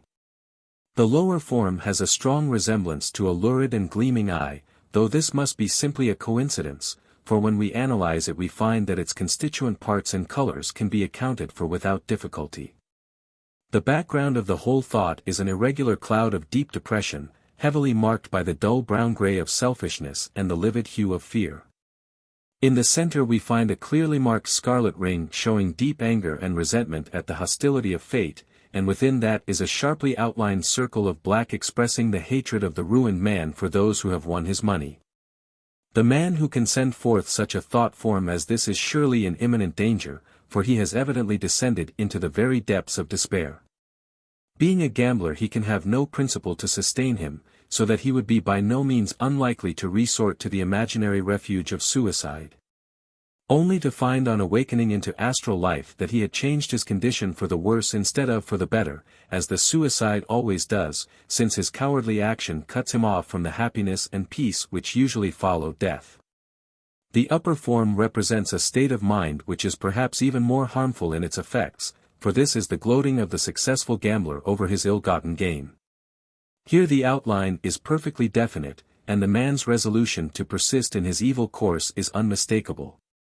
The broad band of orange in the center shows very clearly that although when the man loses he may curse the inconstancy of fate, when he wins he attributes his success entirely to his own transcendent genius. Probably he has invented some system to which he pins his faith, and of which he is inordinately proud. But it will be noticed that on each side of the orange comes a hard line of selfishness, and we see how this in turn melts into avarice and becomes a mere animal greed of possession, which is also so clearly expressed by the claw-like extremities of the thought form. Figure 33. At a street accident. At a street accident. Figure 33 is instructive as showing the various forms which the same feelings may take in different individuals. These two evidences of emotion were seen simultaneously among the spectators of a street accident, a case in which someone was knocked down and slightly injured by a passing vehicle. The persons who generated these two thought forms were both animated by affectionate interest in the victim and deep compassion for his suffering, and so their thought forms exhibited exactly the same colors, although the outlines are absolutely unlike. The one over whom floats that vague sphere of cloud is thinking, "Poor fellow, how sad," while he who gives birth to that sharply defined disk is already rushing forward to see in what way he can be of assistance. The one is a dreamer, though of acute sensibilities, the other is a man of action. Figure 34. At a funeral. At a funeral. In Fig. 34 we have an exceedingly striking example of the advantage of knowledge, of the fundamental change produced in the man's attitude of mind by a clear understanding of the great laws of nature under which we live. Utterly different as they are in every respect of color and form and meaning, these two thought forms were seen simultaneously, and they represent two points of view with regard to the same occurrence. They were observed at a funeral, and they exhibit the feelings evoked in the minds of two of the mourners, by the contemplation of death. The thinkers stood in the same relation to the dead man, but while one of them was still steeped in the dense ignorance with regard to superphysical life which is so painfully common in the present day, the other had the inestimable advantage of the light of theosophy. In the thought of the former we see expressed nothing but profound depression, fear and selfishness. The fact that death has approached so near has evidently evoked in the mind of the mourner the thought that it may one day come to him also, and the anticipation of this is very terrible to him. But since he does not know what it is that he fears, the clouds in which his feeling is manifested are appropriately vague. His only definite sensations are despair and the sense of his personal loss, and these declare themselves in regular bands of brown-gray and leaden-gray, while the very curious downward protrusion, which actually descends into the grave and enfolds the coffin, is an expression of strong selfish desire to draw the dead man back into physical life. It is refreshing to turn from this gloomy picture to the wonderfully different effect produced by the very same circumstances upon the mind of the man who comprehends the facts of the case. It will be observed that the two have no single emotion in common. In the former case all was despondency and horror, while in this case we find none but the highest and most beautiful sentiments. At the base of the thought form we find a full expression of deep sympathy, the lighter green indicating appreciation of the suffering of the mourners and condolence with them, while the band of deeper green shows the attitude of the thinker towards the dead man himself. The deep rose color exhibits affection towards both the dead and the living, while the upper part of the cone and the stars which rise from it testify to the feeling aroused within the thinker by the consideration of the subject of death. The blue expressing its devotional aspect, while the violet shows the thought of, and the power to respond to, a noble ideal, and the golden stars denote the spiritual aspirations which its contemplation calls forth. The band of clear yellow which is seen in the center of this thought form is very significant, as indicating that the man's whole attitude is based upon and prompted by his intellectual comprehension of the situation.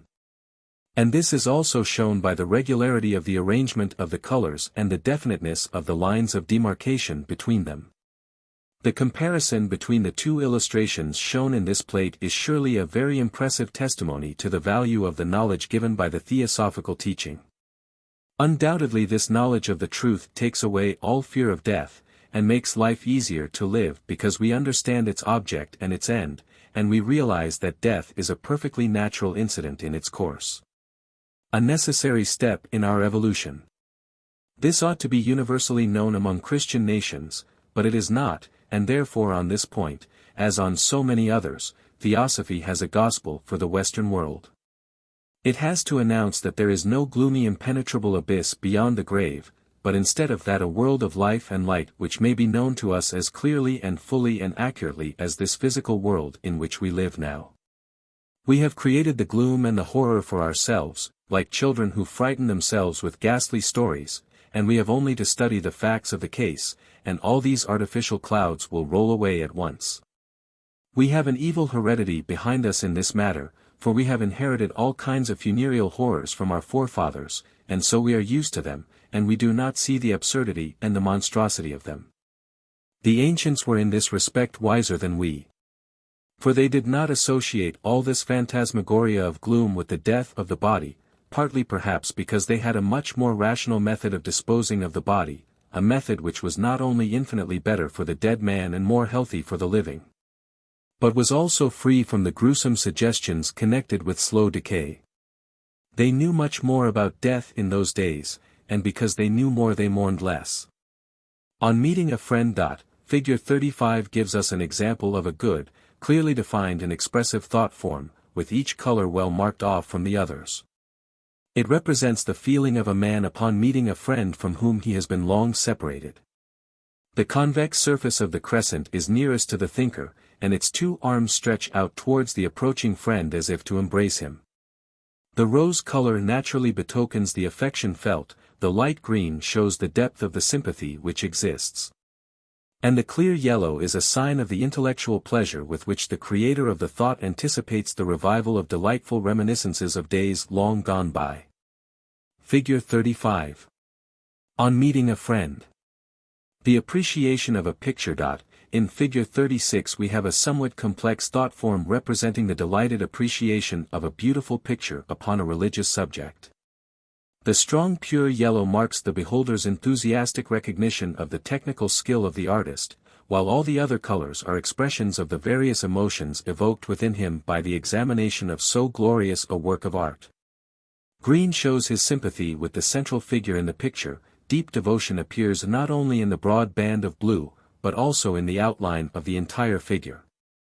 While the violet tells us that the picture has raised the man's thought to the contemplation of a lofty ideal, and has made him, at least for the time, capable of responding to it.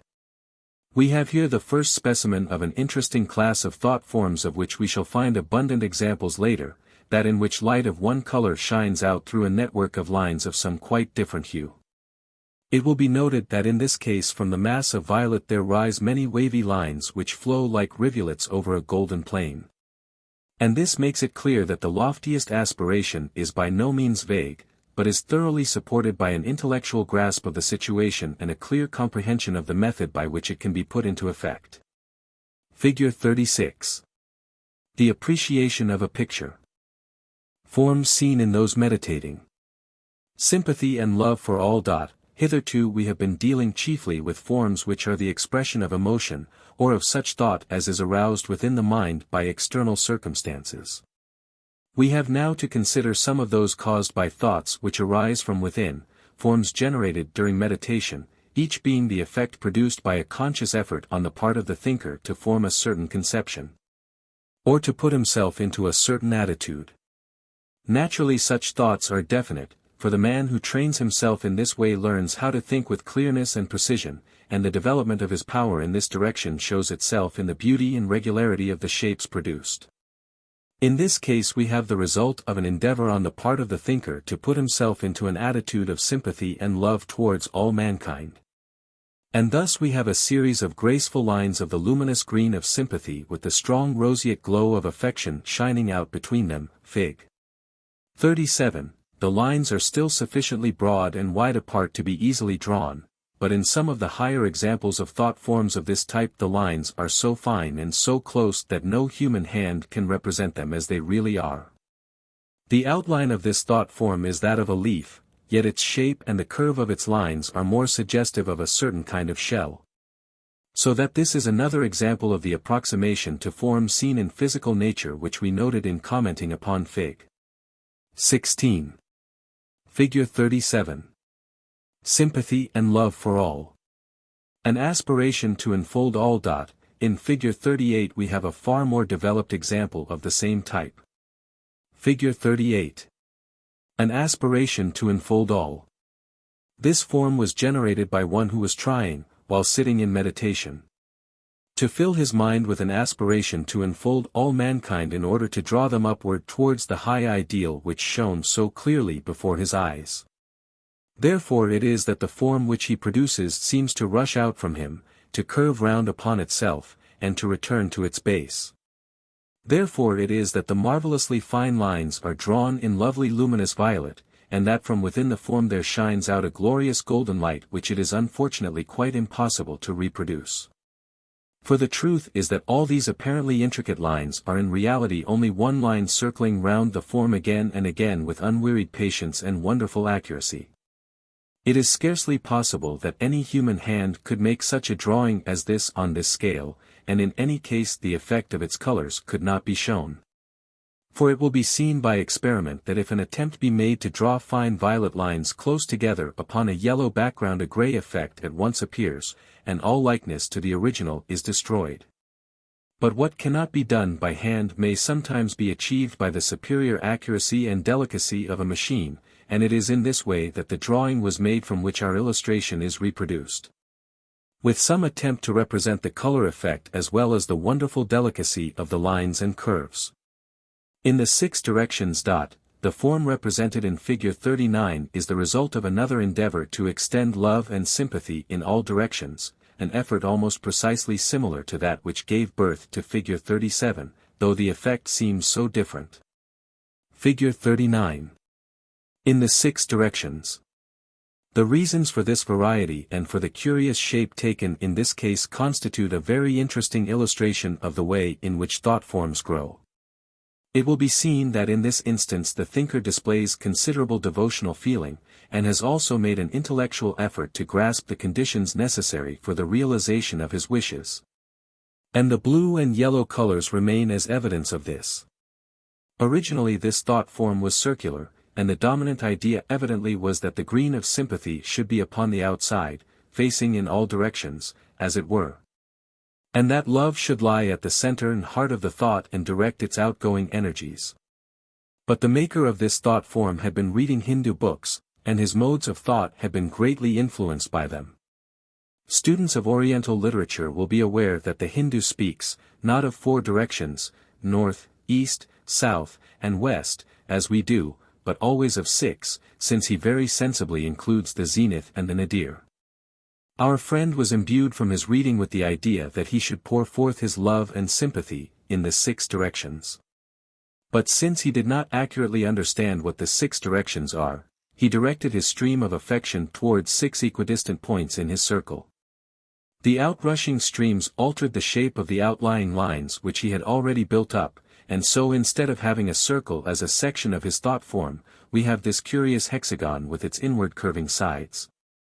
We see thus how faithfully every thought form records the exact process of its upbuilding, registering ineffaceably even the errors of its construction. An intellectual conception of cosmic order. In Fig. 40 we have the effect of an attempt to attain an intellectual conception of cosmic order. Figure 40. An intellectual conception of cosmic order. The thinker was obviously a theosophist. And it will be seen that when he endeavors to think of the action of spirit upon matter he instinctively follows the same line of symbolism as that depicted in the well-known seal of the Society. Here we have an upward-pointing triangle, signifying the threefold aspect of the spirit, interlaced with the downward-pointing triangle, which indicates matter with its 3 inherent qualities. Usually we represent the upward triangle in white or gold, and the downward pointing one in some darker hue such as blue or black, but it is noteworthy that in this case the thinker is so entirely occupied with the intellectual endeavor that no color but yellow is exhibited within the form. There is no room as yet for emotions of devotion, of wonder, or of admiration. The idea which he wishes to realize fills his mind entirely, to the exclusion of all else. Still the definiteness of the outline as it stands out against its background of rays shows that he has achieved a high measure of success. The logos as manifested in man. We are now coming to a series of thoughts which are among the very highest the human mind can form, when in meditation upon the divine source of its being. When the man in reverent contemplation tries to raise his thought towards the logos of our solar system, he naturally makes no attempt to image to himself that august being. Nor does he think of him as in any way possessing such form as we can comprehend. Nevertheless, such thoughts build forms for themselves in the matter of the mental plane, and it will be of interest for us to examine those forms. In our illustration in Figure 41 we have a thought of the logos as manifested in man, with the devotional aspiration that he may thus be manifested through the thinker.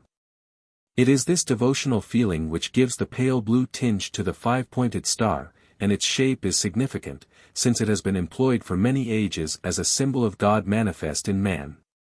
The thinker may perhaps have been a Freemason, and his knowledge of the symbolism employed by that body may have had its share in the shaping of the star. It will be seen that the star is surrounded by bright yellow rays shining out amidst a cloud of glory, which denotes not only the reverential understanding of the surpassing glory of the deity, but also a distinct intellectual effort in addition to the outpouring of devotion. Figure 41. The logos as manifested in man. The logos pervading all. Our next three figures are devoted to the effort to represent a thought of a very high type, an endeavor to think of the logos as pervading all nature. Here again, as in Fig. 38, it is impossible to give a full reproduction, and we must call upon our readers for an effort of the imagination which shall to some extent supplement the deficiencies of the arts of drawing and printing. The golden ball depicted in Fig.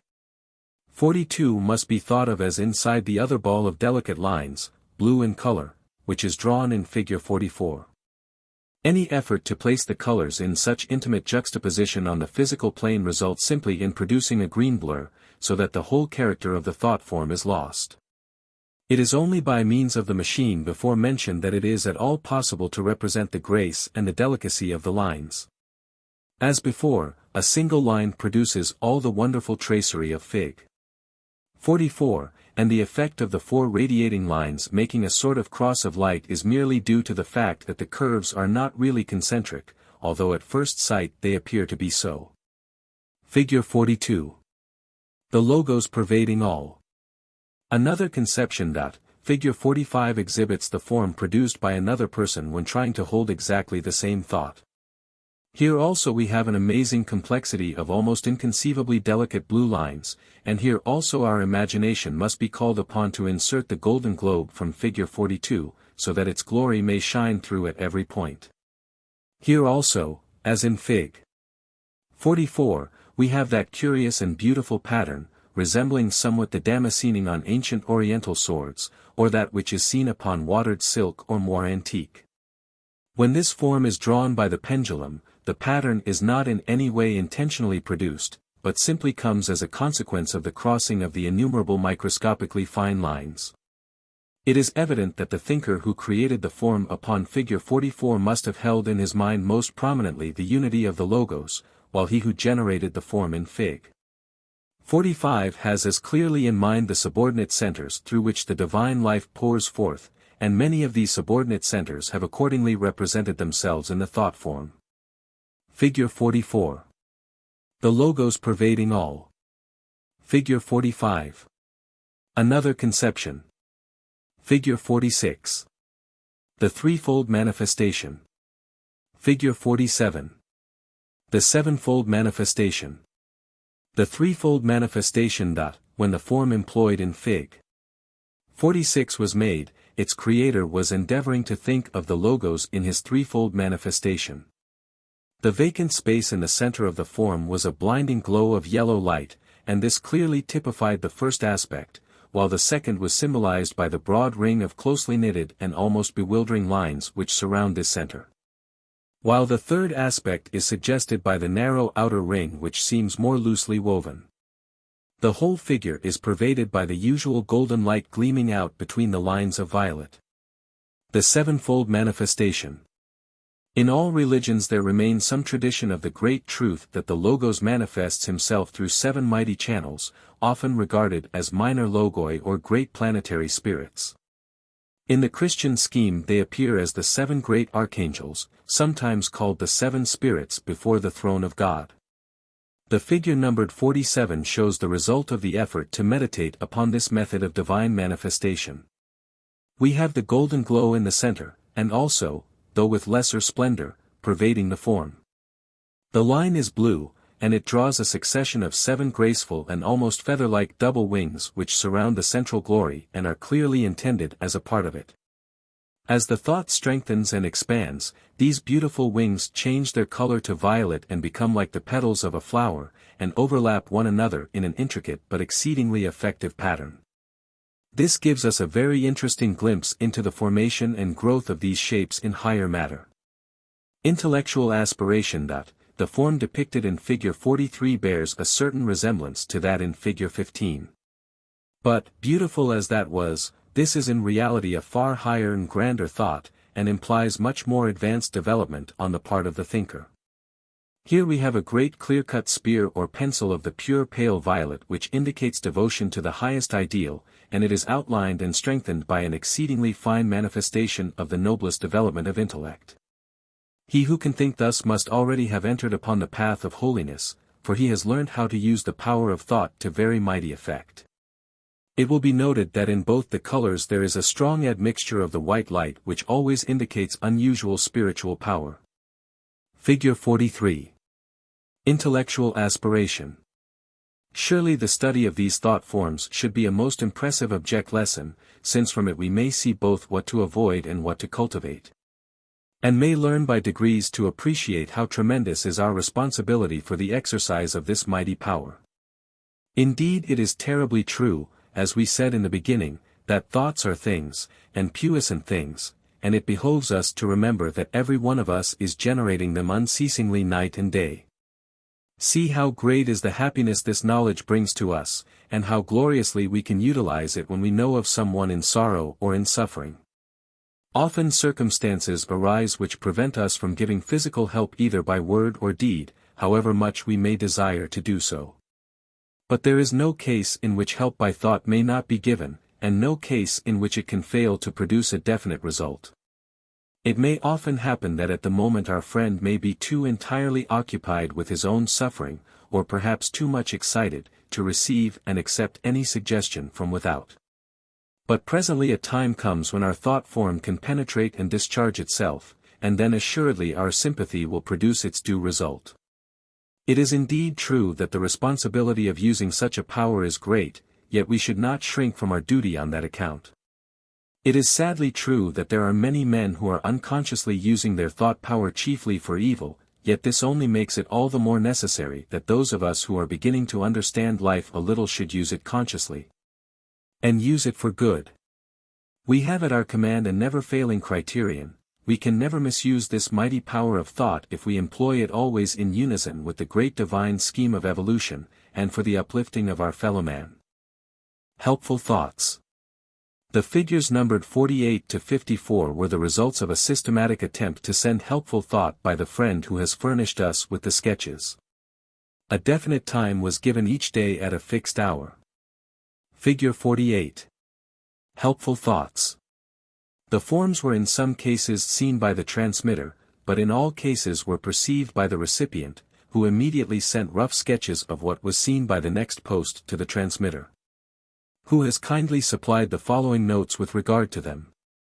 In the colored drawings appended the blue features appear to have represented the more devotional element of the thought. Figure 49. Helpful thoughts. The yellow forms accompanied the endeavor to communicate intellectual fortitude, or mental strength and courage. The rosy pink appeared when the thought was blended with affectionate sympathy. If the sender, A. could formulate his thought deliberately at the appointed time, the receiver, B, would report seeing a large clear form as in figures 48 and 49 and 54. Figure 50. Helpful thoughts. The latter persisted for some minutes, constantly streaming its luminous yellow message upon B. If, however, A was of necessity experimenting under difficulty, say walking out of doors, he would occasionally see his forms broken up into smaller globes, or shapes, such as 50, 51, 52, and B would report their receipt so broken up.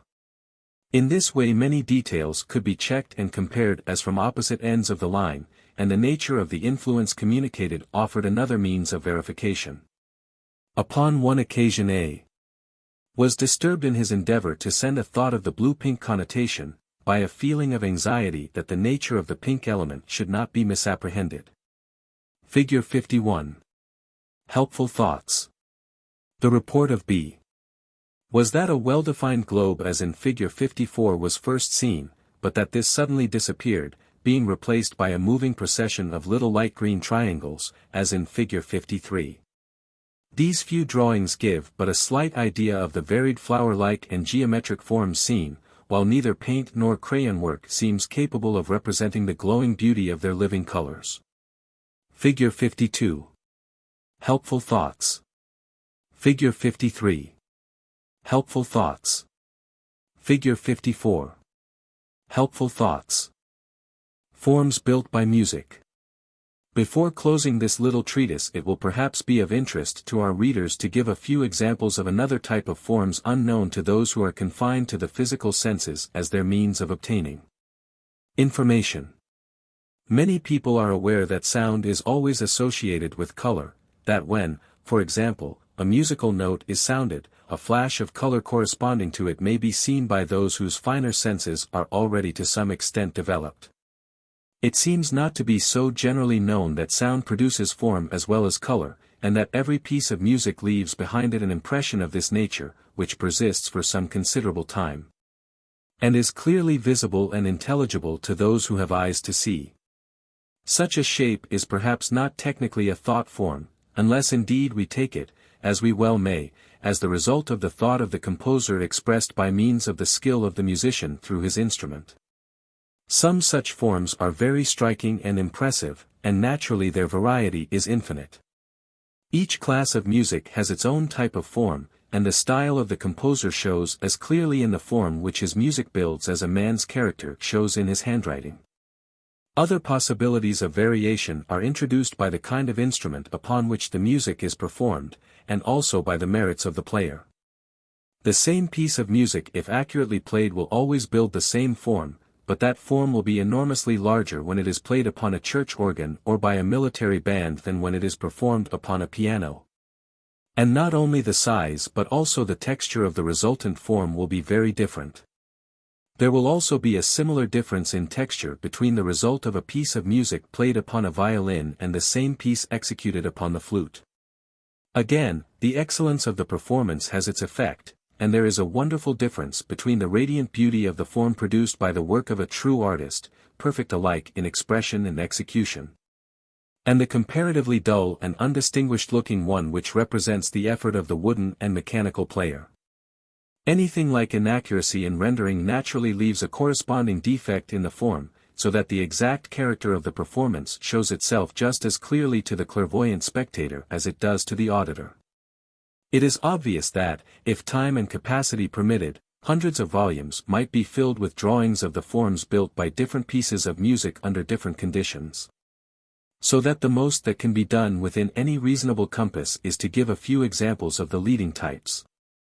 It has been decided for the purposes of this book to limit these to 3, to take types of music presenting readily recognizable contrasts, and for the sake of simplicity in comparison to present them all as they appeared when played upon the same instrument, a very fine church organ. In each of our plates the church shows as well as the thought form which towers far into the air above it. And it should be remembered that though the drawings are on very different scales, the church is the same in all 3 cases, and consequently the relative size of the sound form can easily be calculated. The actual height of the tower of the church is just under 100 feet, so it will be seen that the sound form produced by a powerful organ is enormous in size. Such forms remain as coherent erections for some considerable time, an hour or two at least, and during all that time they are radiating forth their characteristic vibrations in every direction, just as our thought forms do. And if the music be good, the effect of those vibrations cannot but be uplifting to every man upon whose vehicles they play. Thus the community owes a very real debt of gratitude to the musician who pours forth such helpful influences, for he may affect for good hundreds whom he never saw and will never know upon the physical plane. Mendelssohn. The first of such forms, a comparatively small and simple one, is drawn for us in Plate M. Plate M. Music of Mendelssohn.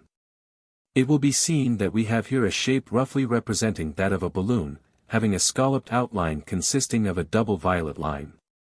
Within that there is an arrangement of variously colored lines moving almost parallel with this outline, and then another somewhat similar arrangement which seems to cross and interpenetrate the first. Both of these sets of lines evidently start from the organ within the church, and consequently pass upward through its roof in their course, physical matter being clearly no obstacle to their formation. In the hollow center of the form float a number of small crescents arranged apparently in 4 vertical lines. Let us endeavor now to give some clue to the meaning of all this, which may well seem so bewildering to the novice, and to explain in some measure how it comes into existence. It must be recollected that this is a melody of simple character played once through, and that consequently we can analyze the form in a way that would be quite impossible with a larger and more complicated specimen.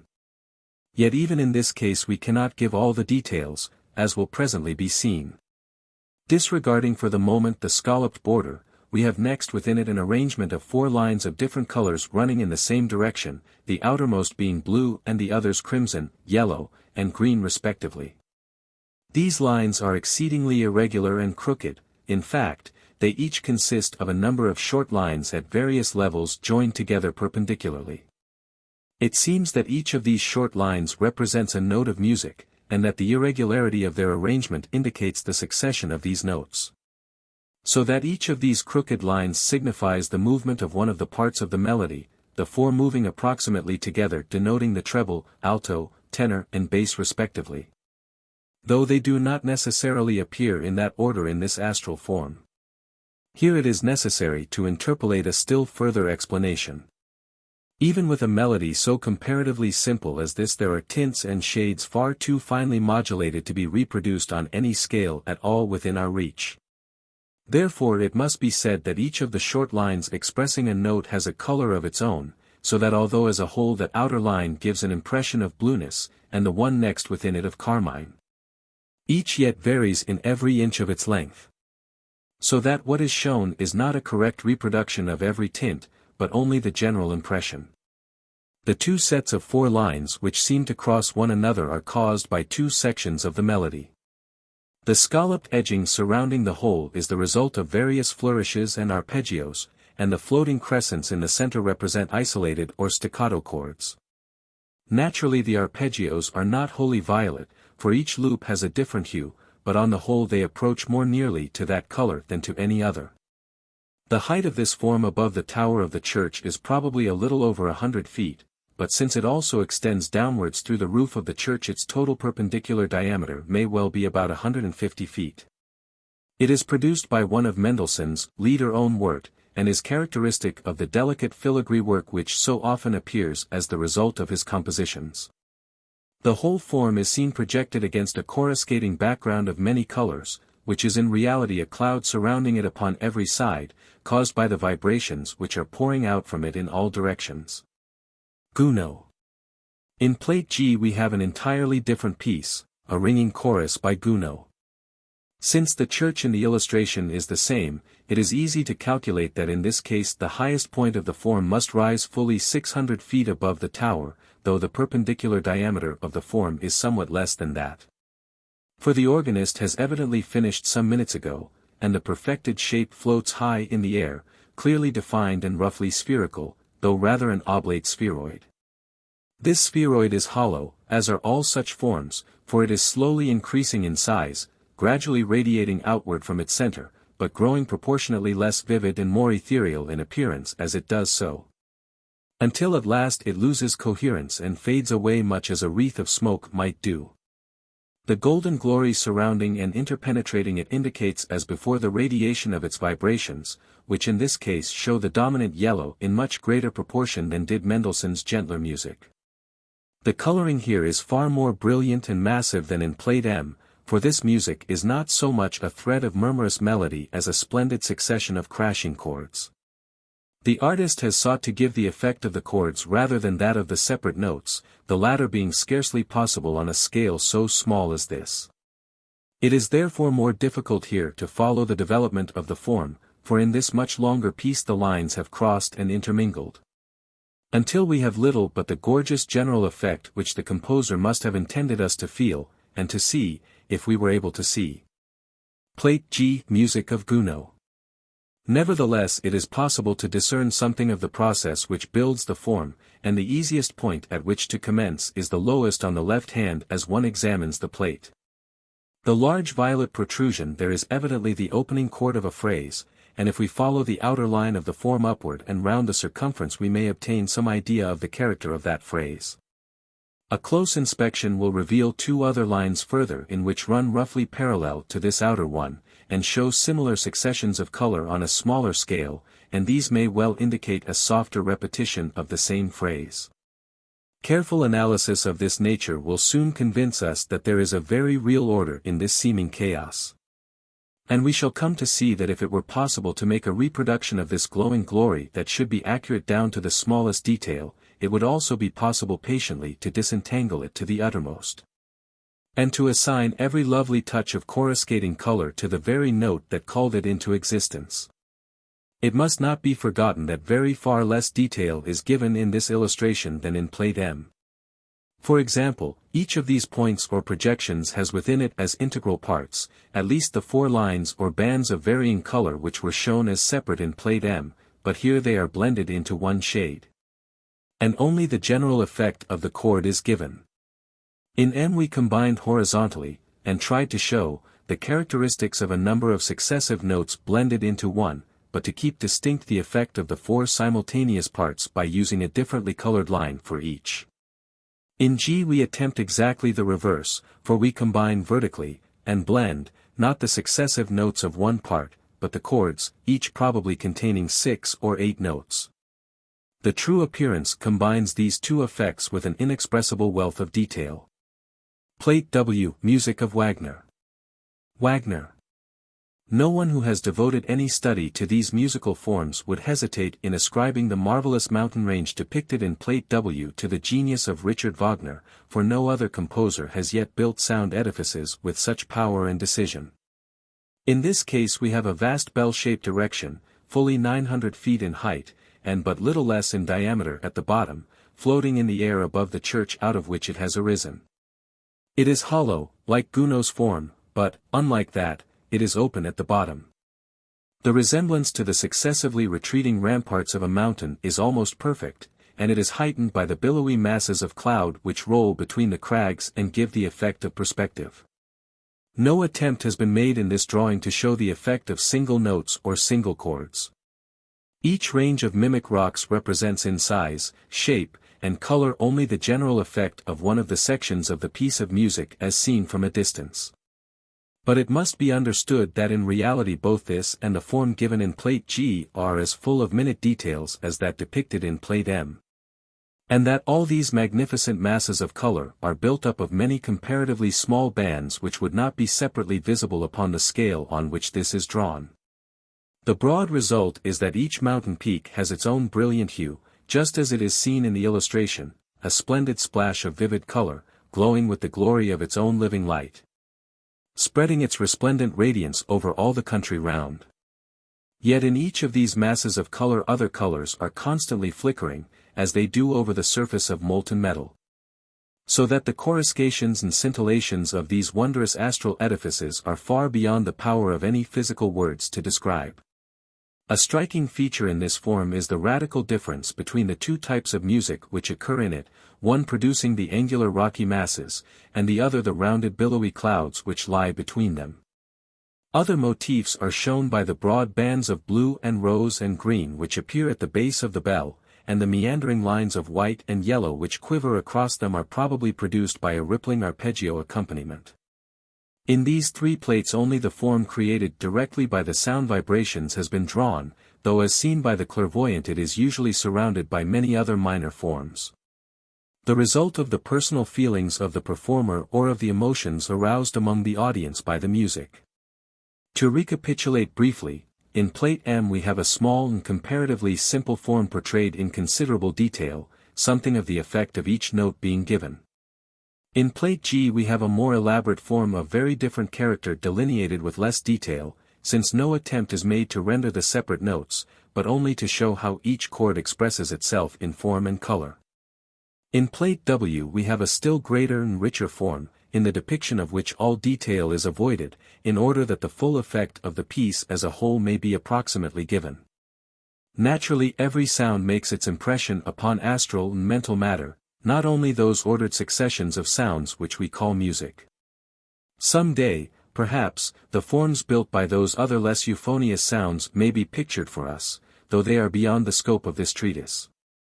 Meantime, those who feel an interest in them may read an account of them in the little book on the hidden side of things. 4.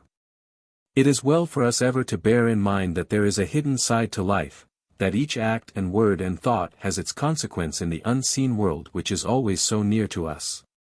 And that usually these unseen results are of infinitely greater importance than those which are visible to all upon the physical plane. The wise man, knowing this, orders his life accordingly, and takes account of the whole of the world in which he lives, and not of the outer husk of it only. Thus he saves himself an infinity of trouble, and makes his life not only happier but far more useful to his fellow men. But to do this implies knowledge, that knowledge which is power. And in our Western world such knowledge is practically obtainable only through the literature of theosophy. To exist is not enough, we desire to live intelligently. But to live we must know, and to know we must study. And here is a vast field open before us, if we will only enter upon it and gather thence the fruits of enlightenment. Let us, then, waste no more time in the dark dungeons of ignorance, but come forth boldly into the glorious sunshine of that divine wisdom which in these modern days men call theosophy. The end.